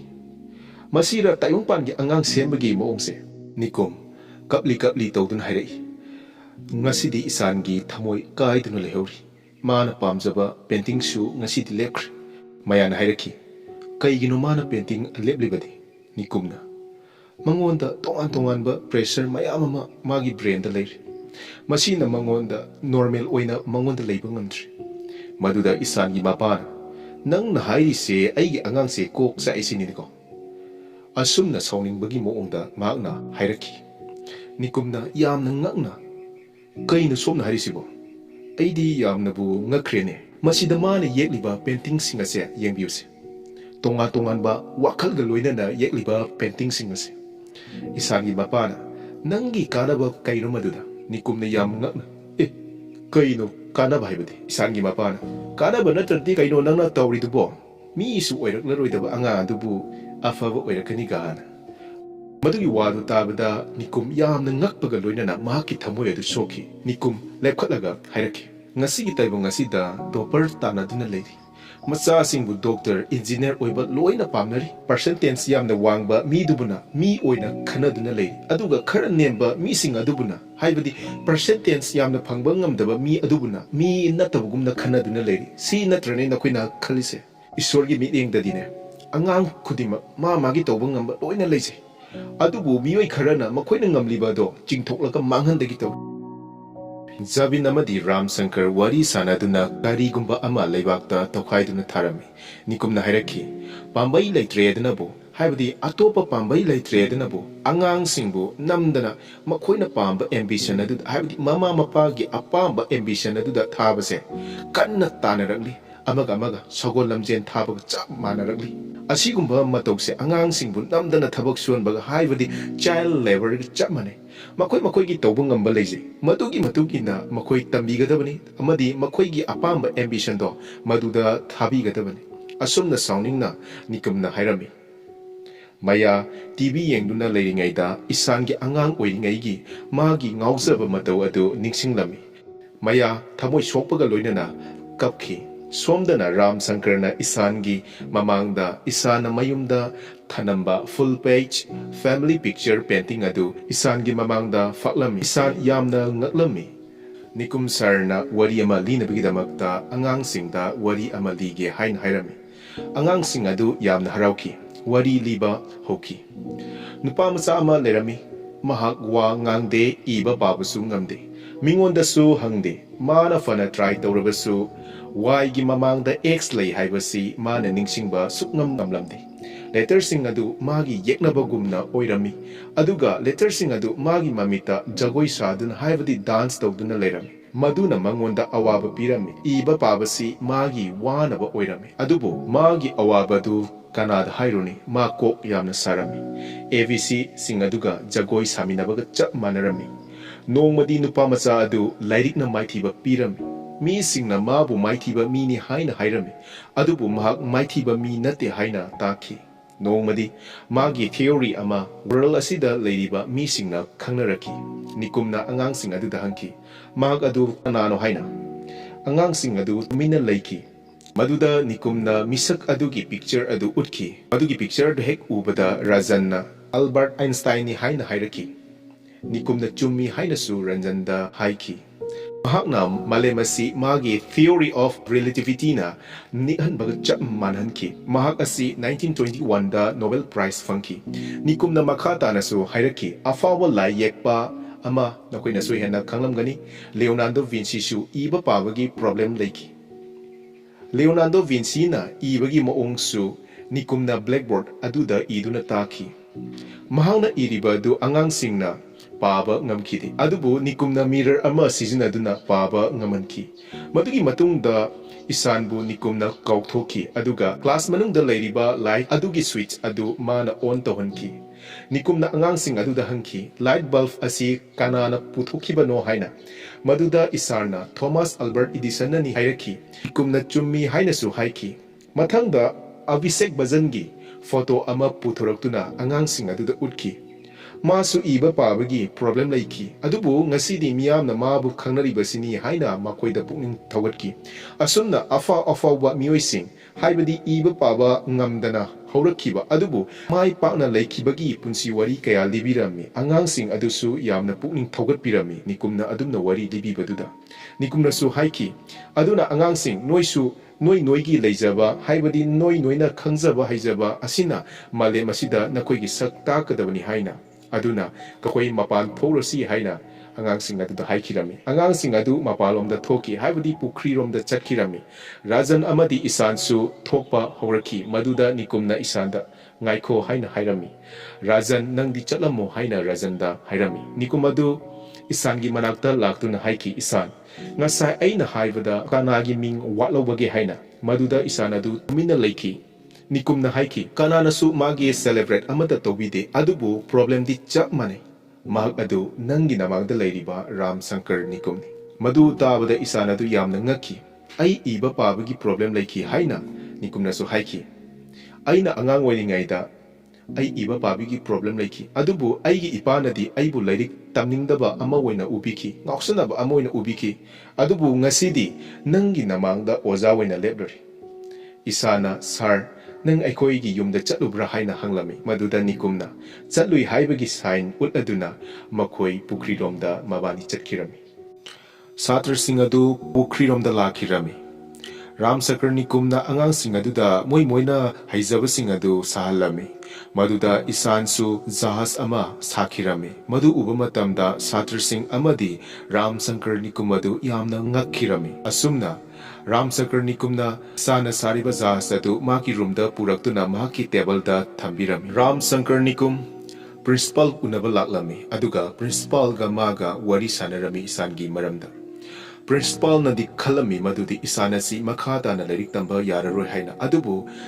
ꯔꯥꯝꯁꯪꯀꯔ꫰ꯅꯤꯀꯨꯝꯅ ꯐꯖꯅ ꯏꯁꯥꯟꯒꯤ ꯃꯔꯝꯗ ꯍꯥꯏꯕꯗꯒꯤ ꯄ꯭ꯔꯤꯟꯁꯤꯄꯥꯜ ꯑꯗꯨ ꯋꯥꯈꯜ ꯑꯃ ꯈꯜꯂꯝꯃꯤ꯫ ꯑꯗꯨꯒ ꯔꯥꯝꯁꯪꯀꯔ꫰ꯅꯤꯀꯨꯝꯅꯁꯨ ꯄ꯭ꯔꯤꯟꯁꯤꯄꯥꯜꯗꯒꯤ ꯑꯌꯥꯕ ꯂꯧꯔꯝꯃꯤ ꯃꯗꯨꯗꯤ ꯏꯁꯥꯟꯗ ꯃꯇꯝ ꯍꯦꯟꯅ, ꯍꯥꯏꯕꯗꯤ ꯑꯦꯛꯁꯇ꯭ꯔꯥ ꯀ꯭ꯂꯥꯁꯀꯨꯝꯕ ꯄꯤꯕꯤꯗꯨꯅ ꯃꯍꯥꯛꯄꯨ ꯇꯥꯛꯄꯤ ꯇꯝꯕꯤꯕꯒꯤ ꯊꯧꯗꯥꯡ ꯑꯗꯨ ꯔꯥꯝꯁꯪꯀꯔ꫰ꯅꯤꯀꯨꯝꯅ ꯂꯧꯖꯒꯦ ꯍꯥꯏꯅ꯫ ꯑꯁꯨꯝꯅ ꯄ꯭ꯔꯤꯟꯁꯤꯄꯥꯜꯗꯒꯤ ꯑꯌꯥꯕ ꯂꯧꯗꯨꯅ ꯔꯥꯝꯁꯪꯀꯔ꫰ꯅꯤꯀꯨꯝꯅ ꯏꯁꯥꯟꯕꯨ ꯇꯥꯛꯄꯤ ꯇꯝꯕꯤꯔꯝꯃꯤ ꯑꯃꯗꯤ ꯃꯍꯥꯛ ꯑꯗꯨ ꯑꯑꯣꯟꯕ ꯄꯨꯟꯁꯤ ꯑꯃꯗ ꯂꯥꯛꯍꯜꯂꯝꯃꯤ꯫ ꯔꯥꯝꯁꯪꯀꯔ꫰ꯅꯤꯀꯨꯝ ꯑꯗꯨ ꯄ꯭ꯔꯤꯟꯁꯤꯄꯥꯜꯒꯤ ꯃꯅꯥꯛꯇ ꯂꯥꯛꯇꯨꯅ ꯄꯦꯟꯇꯤꯡ ꯀꯣꯝꯄꯤꯇꯤꯁꯟ ꯑꯃ ꯂꯩꯔꯅꯤ ꯍꯥꯏꯕꯁꯤ ꯃꯉꯣꯟꯗꯁꯨ ꯈꯪꯍꯜꯂꯝꯃꯤ꯫ ꯑꯁꯨꯝꯅ ꯄꯦꯟꯇꯤꯡ ꯀꯣꯝꯄꯤꯇꯤꯁꯟꯒꯤ ꯅꯣꯇꯤꯁ ꯑꯗꯨ ꯁ꯭ꯀꯨꯜꯒꯤ ꯅꯣꯇꯤꯁ ꯕꯣꯔꯗꯇ ꯔꯥꯝꯁꯪꯀꯔ꫰ꯅꯤꯀꯨꯝꯅ ꯊꯦꯠꯈꯤꯔꯝꯃꯤ꯫ ꯔꯥꯝꯁꯪꯀꯔ꫰ꯅꯤꯀꯨꯝ ꯃꯍꯥꯛꯅ ꯀ꯭ꯂꯥꯁ ꯇꯧꯔꯤꯉꯩꯗ ꯏꯁꯥꯟꯒꯤ ꯃꯄꯥ ꯑꯗꯨ ꯂꯥꯛꯇꯨꯅ ꯃꯕꯥꯅꯤ ꯋꯥꯔꯤ ꯁꯥꯅꯈꯤ꯫ ꯏꯁꯥꯟꯒꯤ ꯃꯄꯥ ꯃꯤꯁꯇꯔ ꯑꯋꯥꯁꯇꯤ ꯑꯗꯨ ꯔꯥꯝꯁꯪꯀꯔ꫰ꯅꯤꯀꯨꯝ ꯎꯅꯔꯝꯂꯕ ꯃꯇꯨꯡꯗ ꯃꯍꯥꯛꯅ ꯊꯣꯛꯂꯛꯄꯗ ꯏꯁꯥꯟꯅ ꯅꯣꯇꯤꯁꯇ ꯊꯥꯔꯤꯕ "Come all teachers and students at amphitheater" ꯍꯥꯏꯕꯗු ꯄꯥꯗꯨꯅ ꯂꯩꯔꯝꯕ ꯑꯗꯨ ꯏꯁꯥꯟꯒꯤ ꯃꯄꯥ ꯃꯤꯁꯇꯔ ꯑꯋꯥꯁꯇꯤꯅ ꯊꯦꯡꯅꯈꯤ꯫ ꯃꯗꯨ ꯎꯕ ꯃꯇꯝꯗ ꯃꯤꯁꯇꯔ ꯑꯋꯥꯁꯇꯤ ꯑꯗꯨ ꯃꯍꯥꯛꯀꯤ ꯃꯃꯤꯠꯇꯒꯤ ꯄꯤꯔꯥꯡ ꯁꯤꯟꯊꯗꯨꯅ ꯏꯁꯥꯟꯗ ꯋꯥꯍꯩ ꯑꯃꯠꯇ ꯐꯥꯎꯕ ꯍꯥꯏꯔꯝꯗꯅ ꯃꯍꯥꯛ ꯆꯠꯈꯤꯔꯝꯃꯤ꯫ ꯏꯁꯥꯟ ꯑꯌꯨꯛ ꯉꯟꯇꯥ ꯍꯧꯒꯠꯇꯨꯅ ꯃꯍꯥꯛꯀꯤ ꯐꯤꯔꯣꯜ ꯂꯣꯏꯁꯤꯟꯗꯨꯅ ꯃꯍꯥꯛ ꯄꯨꯈ꯭ꯔꯤ ꯑꯗꯨꯗ ꯆꯠꯈꯤꯔꯝꯃꯤ꯫ ꯁꯣꯝꯗꯅ ꯁ꯭ꯇꯥꯐ ꯑꯃꯗꯤ ꯅꯟ ꯁ꯭ꯇꯥꯐꯁꯤꯡ ꯑꯗꯨ ꯄꯦꯟꯇꯤꯡ ꯀꯣꯝꯄꯤꯇꯤꯁꯟꯒꯤꯗꯃꯛꯇ ꯂꯥꯛꯂꯝꯃꯤ ꯑꯗꯨꯒ ꯄꯦꯟꯇꯤꯡ ꯀꯣꯝꯄꯤꯇꯤꯁꯟ ꯑꯗꯨꯒꯤꯗꯃꯛꯇ ꯔꯦꯗꯤꯗ ꯂꯩꯔꯝꯃꯤ ꯑꯗꯨꯕꯨ ꯔꯥꯝꯁꯪꯀꯔꯅꯤꯀꯨꯝꯅ ꯏꯁꯥꯟ ꯎꯗ꯭ꯔꯕꯗ ꯃꯍꯥꯛ ꯌꯥꯝꯅ ꯋꯥꯖꯔꯝꯃꯤ ꯃꯔꯝꯗꯤ ꯃꯍꯥꯛꯀꯤ ꯇꯦꯂꯦꯟ ꯑꯗꯨ ꯁꯨꯛꯁꯣꯏ ꯁꯣꯏꯗꯅ ꯁ꯭ꯀꯨꯜ ꯑꯁꯤꯅ ꯈꯪꯍꯟꯅꯤꯡꯕ ꯑꯗꯨ ꯔꯥꯝꯁꯪꯀꯔꯒꯤ ꯊꯃꯣꯏꯗ ꯂꯩꯔꯝꯃꯤ ꯑꯗꯨꯕꯨ ꯃꯍꯥꯛꯀꯤ ꯃꯅꯥꯛꯇ ꯂꯩꯔꯤꯕ ꯔꯥꯖꯟ ꯑꯗꯨꯗ ꯍꯪꯂꯝꯃꯤ ꯔꯥꯖꯟ ꯅꯪ ꯏꯁꯥꯟ ꯎꯕ꯭ꯔꯥ ꯍꯥꯏꯅ ꯃꯗꯨꯗ ꯔꯥꯖꯟꯅ ꯁꯥꯔ ꯑꯩ ꯎꯗꯦ ꯑꯗꯨꯕꯨ ꯃꯍꯥꯛ ꯑꯌꯨꯛ ꯉꯟꯇꯥ ꯑꯩꯈꯣꯏꯅ ꯍꯧꯒꯠꯅꯗ꯭ꯔꯤꯉꯩꯗ ꯃꯍꯥꯛ ꯔꯨꯝꯗꯒꯤ ꯊꯣꯛꯈꯤꯕꯅꯤ ꯍꯥꯏꯅ ꯍꯥꯏꯔꯝꯃꯤ ꯃꯗꯨ ꯇꯥꯕꯗ ꯔꯥꯝꯁꯪꯀꯔ ꯅꯤꯀꯨꯝ ꯑꯗꯨ ꯌꯥꯝꯅ ꯋꯥꯈꯤꯔꯝꯃꯤ ꯄꯦꯟꯇꯤꯡ ꯍꯧꯅꯈ꯭ꯔꯦ ꯑꯗꯨꯕꯨ ꯏꯁꯥꯟꯗꯤ ꯂꯥꯛꯈꯤꯔꯝꯗꯦ ꯔꯥꯝꯁꯪꯀꯔ ꯅꯤꯀꯨꯝ ꯑꯗꯨ ꯌꯥꯝꯅ ꯋꯥꯖꯔꯝꯃꯤ ꯑꯗꯨꯕꯨ ꯉꯥꯏꯍꯥꯛ ꯂꯩꯔꯕ ꯃꯇꯨꯡꯗ ꯏꯁꯥꯟ ꯑꯗꯨ ꯂꯥꯛꯈꯤꯔꯝꯃꯤ ꯑꯁꯨꯝꯅ ꯏꯁꯥꯟꯗ ꯃꯍꯥꯛꯅ ꯄꯦꯟꯇꯤꯡꯒꯤꯗꯃꯛꯇ ꯆꯦ ꯑꯗꯨ ꯄꯤꯔꯝꯃꯤ ꯑꯗꯨꯒ ꯏꯁꯥꯟꯁꯨ ꯌꯦꯛꯈꯤꯔꯝꯃꯤ ꯔꯥꯝꯁꯪꯀꯔ ꯅꯤꯀꯨꯝꯁꯨ ꯃꯍꯥꯛꯁꯨ ꯌꯦꯛꯄ ꯍꯧꯈꯤꯔꯝꯃꯤ ꯑꯁꯨꯝꯅ ꯄꯦꯟꯇꯤꯡ ꯀꯣꯝꯄꯤꯇꯤꯁꯟ ꯑꯗꯨ ꯂꯣꯏꯈꯤꯔꯝꯃꯤ ꯄꯦꯟꯇꯤꯡ ꯀꯣꯝꯄꯤꯇꯤꯁꯟꯒꯤ ꯔꯤꯖꯜ ꯑꯥꯎꯠ ꯇꯧꯕꯒꯤ ꯄ꯭ꯔꯣꯒ꯭ꯔꯥꯝ ꯂꯥꯛꯂꯕꯗ ꯄ꯭ꯔꯤꯟꯁꯤꯄꯥꯜ ꯑꯗꯨꯅ ꯄ꯭ꯔꯣꯒ꯭ꯔꯥꯝ ꯑꯗꯨ ꯄꯥꯏꯈꯠꯂꯝꯃꯤ ꯑꯗꯨꯒ ꯄ꯭ꯔꯤꯟꯁꯤꯄꯥꯜ ꯑꯗꯨꯅꯁꯨ ꯍꯥꯏꯈꯤ ꯃꯗꯨꯗꯤ ꯔꯥꯝꯁꯪꯀꯔ ꯅꯤꯀꯨꯝ ꯑꯁꯤ ꯇꯦꯝꯄꯣꯔꯔꯤ ꯑꯣꯖꯥ ꯑꯣꯏꯔꯔꯣꯏ ꯍꯥꯏꯕꯗꯤ ꯃꯇꯝ ꯈꯔꯗꯪꯒꯤ ꯑꯣꯖꯥ ꯑꯣꯏꯕꯗꯨ ꯑꯣꯏꯔꯔꯣꯏ ꯃꯍꯥꯛ ꯄꯔꯃꯤꯅꯦꯟꯠꯂꯤ ꯑꯣꯏꯅ ꯍꯥꯏꯕꯗꯤ ꯃꯇꯝ ꯄꯨꯝꯕꯒꯤ ꯑꯣꯏꯅ ꯁ꯭ꯀꯨꯜ ꯑꯁꯤꯗ ꯑꯣꯖꯥ ꯑꯣꯏꯔꯅꯤ ꯍꯥꯏꯅꯁꯨ ꯂꯥꯎꯊꯣꯛꯂꯝꯃꯤ ꯑꯗꯨꯒ ꯄꯦꯟꯇꯤꯡ ꯀꯣꯝꯄꯤꯇꯤꯁꯟ ꯑꯁꯤꯗ ꯐꯥꯔꯁ ꯇꯥꯔꯤꯕ ꯃꯤꯑꯣꯏ ꯑꯗꯨ ꯃꯍꯥꯛꯅ ꯌꯦꯛꯂꯤꯕ ꯄꯦꯟꯇꯤꯡ ꯑꯗꯨ ꯁ꯭ꯀꯨꯜꯒꯤ ꯁ꯭ꯀꯨꯜ ꯏꯌꯔ ꯕꯨꯛꯀꯤ ꯀꯣꯚꯔ ꯑꯣꯏꯅ ꯍꯥꯞꯀꯅꯤ ꯍꯥꯏꯅꯁꯨ ꯂꯥꯎꯊꯣꯛꯈꯤ ꯄ꯭ꯔꯤꯟꯁꯤꯄꯥꯜ ꯑꯗꯨꯅꯁꯨ ꯍꯥꯏꯈꯤ ꯃꯗꯨꯗꯤ ꯄꯦꯟꯇꯤꯡꯒꯤ ꯑꯣꯖꯥ ꯑꯣꯏꯔꯤꯕ ꯔꯥꯝꯁꯪꯀꯔ ꯅꯤꯀꯨꯝꯁꯨ ꯄꯦꯟꯇꯤꯡ ꯑꯁꯤꯗ ꯐꯦꯜ ꯑꯣꯏꯔꯦ ꯍꯥꯏꯅ ꯍꯥꯏꯕꯗꯤ ꯃꯀꯣꯛ ꯇꯥꯕ ꯉꯝꯗꯦ ꯍꯥꯏꯅ ꯑꯗꯨꯕꯨ ꯊꯥꯔꯠ ꯒ꯭ꯔꯦꯗꯇ ꯀꯥꯔꯤꯕ ꯆꯍꯤ 9ꯗ ꯉꯥꯏꯔꯤꯕ ꯏꯁꯥꯟ ꯑꯋꯥꯁꯇꯤꯅ ꯄꯦꯟꯇꯤꯡ ꯀꯣꯝꯄꯤꯇꯤꯁꯟ ꯑꯁꯤꯒꯤ ꯐꯥꯔꯁ ꯇꯥꯔꯦ ꯍꯥꯏꯅ ꯂꯥꯎꯊꯣꯛꯈꯤ ꯃꯗꯨ ꯇꯥꯕ ꯃꯇꯝꯗ ꯌꯥꯝꯅ ꯉꯛꯈꯤꯔꯝꯃꯤ ꯁꯥꯇ꯭ꯔꯁꯤꯡ ꯑꯃꯗꯤ ꯑꯣꯖꯥꯁꯤꯡ ꯑꯗꯨ ꯃꯔꯝꯗꯤ ꯏꯁꯥꯟ ꯑꯋꯥꯁꯇꯤꯒꯤ ꯑꯁꯣꯟꯕꯁꯤꯡ ꯑꯃꯗꯤ ꯃꯍꯥꯛꯀꯤ ꯉꯝꯖꯗꯕꯁꯤꯡ ꯑꯗꯨ ꯌꯦꯡꯂꯨꯕ ꯃꯇꯝꯗ ꯑꯗꯨꯒ ꯄ꯭ꯔꯤꯟꯁꯤꯄꯥꯜꯅ ꯃꯍꯥꯛꯀꯤ ꯃꯃꯤꯡ ꯑꯗꯨ ꯂꯥꯎꯊꯣꯛꯄ ꯃꯇꯝꯗ ꯏꯁꯥꯟ ꯑꯋꯥꯁꯇꯤ ꯑꯗꯨ ꯊꯣꯛꯂꯛꯈꯤꯗꯦ ꯑꯗꯨꯕꯨ ꯔꯥꯝꯁꯪꯀꯔ ꯅꯤꯀꯨꯝꯅ ꯆꯠꯂꯒ ꯁ꯭ꯇꯦꯖꯇ ꯄꯨꯊꯣꯛꯄꯤꯔꯝꯃꯤ ꯑꯗꯨꯒ ꯆꯤꯐ ꯒꯦꯁ ꯑꯗꯨꯅ ꯏꯁꯥꯟꯗ ꯄ꯭ꯔꯥꯏꯖ ꯑꯗꯨ ꯄꯤꯈꯤꯔꯝꯃꯤ ꯑꯗꯨꯕꯨ ꯏꯁꯥꯟꯅ ꯔꯥꯝꯁꯪꯀꯔꯒꯤ ꯃꯅꯥꯛꯇ ꯆꯪꯂꯛꯇꯨꯅ ꯔꯥꯝꯁꯪꯀꯔ ꯁꯥꯔꯗ ꯆꯦꯠꯅ ꯀꯣꯟꯁꯤꯜꯂꯝꯃꯤ ꯑꯗꯨꯒ ꯔꯥꯝꯁꯪꯀꯔ ꯅꯤꯀꯨꯝꯅꯁꯨ ꯏꯁꯥꯟꯕꯨ ꯆꯦꯠꯅ ꯀꯣꯟꯕꯤꯔꯝꯃꯤ ꯁꯥꯇ꯭ꯔꯁꯤꯡ ꯑꯗꯨ ꯃꯍꯥꯛꯀꯤ ꯃꯃꯥ ꯃꯄꯥꯁꯤꯡꯅ ꯁꯝꯃꯔ ꯚꯦꯀꯦꯁꯟꯒꯤꯗꯃꯛꯇ ꯂꯧꯕ ꯂꯥꯛꯈꯤꯔꯝꯃꯤ ꯔꯥꯖꯟꯁꯨ ꯃꯍꯥꯛꯀꯤ ꯃꯃꯥ ꯃꯄꯥꯅ ꯂꯧꯕ ꯂꯥꯛꯈꯤꯔꯝꯃꯤ ꯏꯁꯥꯟ ꯃꯍꯥꯛꯀꯤ ꯃꯃꯥ ꯃꯄꯥ ꯑꯗꯨ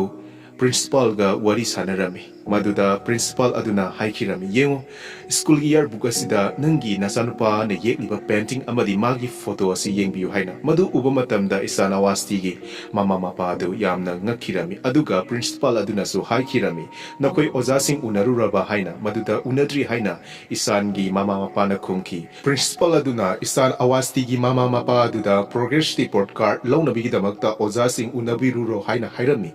ꯑꯁꯨꯝꯅ ꯏꯁꯥꯟ ꯑꯋꯥꯁꯇꯤꯒꯤ ꯃꯃꯥ ꯃꯄꯥ ꯑꯗꯨ ꯄ꯭ꯔꯣꯒ꯭ꯔꯦꯁ ꯔꯤꯄꯣꯔꯠ ꯀꯥꯔꯗ ꯂꯧꯕ ꯑꯗꯨꯗ ꯂꯥꯛꯈꯤꯔꯝꯃꯤ ꯑꯗꯨꯒ ꯄ꯭ꯔꯣꯒ꯭ꯔꯦꯁ ꯔꯤꯄꯣꯔꯠ ꯀꯥꯔꯗ ꯑꯗꯨꯒꯤ ꯂꯧꯐꯝꯗ ꯂꯩꯔꯝꯂꯤꯕ ꯑꯣꯖꯥꯁꯤꯡ ꯑꯗꯨꯗ ꯃꯈꯣꯏ ꯑꯗꯨ ꯏꯁꯥꯟ ꯑꯋꯥꯁꯇꯤꯒꯤ ꯃꯃꯥ ꯃꯄꯥꯅꯤ ꯍꯥꯏꯅ ꯁꯛ ꯇꯥꯛꯂꯝꯃꯤ ꯃꯗꯨ ꯇꯥꯛꯄ ꯃꯇꯝꯗ ꯑꯣꯖꯥꯁꯤꯡ ꯑꯗꯨꯅ ꯃꯈꯣꯏꯕꯨ ꯌꯥꯝꯅ ꯔꯦꯁꯄꯦꯛ ꯇꯧꯕꯤꯔꯝꯃꯤ ꯑꯗꯨꯒ ꯃꯈꯣꯏꯗꯁꯨ ꯍꯥꯏꯔꯝꯃꯤ ꯃꯗꯨꯗꯤ ꯏꯁꯥꯟ ꯑꯋꯥꯁꯇꯤ ꯑꯁꯤ ꯌꯥꯝꯅ ꯇꯦꯂꯦꯟꯇꯦꯗ ꯑꯣꯏꯕ ꯅꯨꯄꯥ ꯃꯆꯥ ꯑꯃꯅꯤ ꯍꯥꯏꯅ ꯑꯗꯨꯝꯅ ꯋꯥꯔꯤ ꯁꯥꯟꯅꯗꯨꯅ ꯂꯩꯔꯤꯉꯩ ꯑꯗꯨꯗ ꯏꯁꯥꯟ ꯑꯋꯥꯁꯇꯤꯒꯤ ꯃꯃꯥ ꯃꯄꯥꯅ ꯊꯦꯡꯛ ꯌꯨ ꯍꯥꯏꯅ ꯍꯥꯏꯔꯝꯃꯤ ꯃꯗꯨꯗ ꯑꯣꯖꯥꯁꯤꯡ ꯑꯗꯨ ꯑꯩꯈꯣꯏꯗ ꯊꯦꯡꯛ ꯌꯨ ꯍꯥꯏꯕꯤꯒꯅꯨ ꯑꯗꯨꯕꯨ ꯅꯤꯀꯨꯝ ꯁꯥꯔꯗ ꯑꯣꯏꯅ ꯍꯥꯏꯕꯗꯤ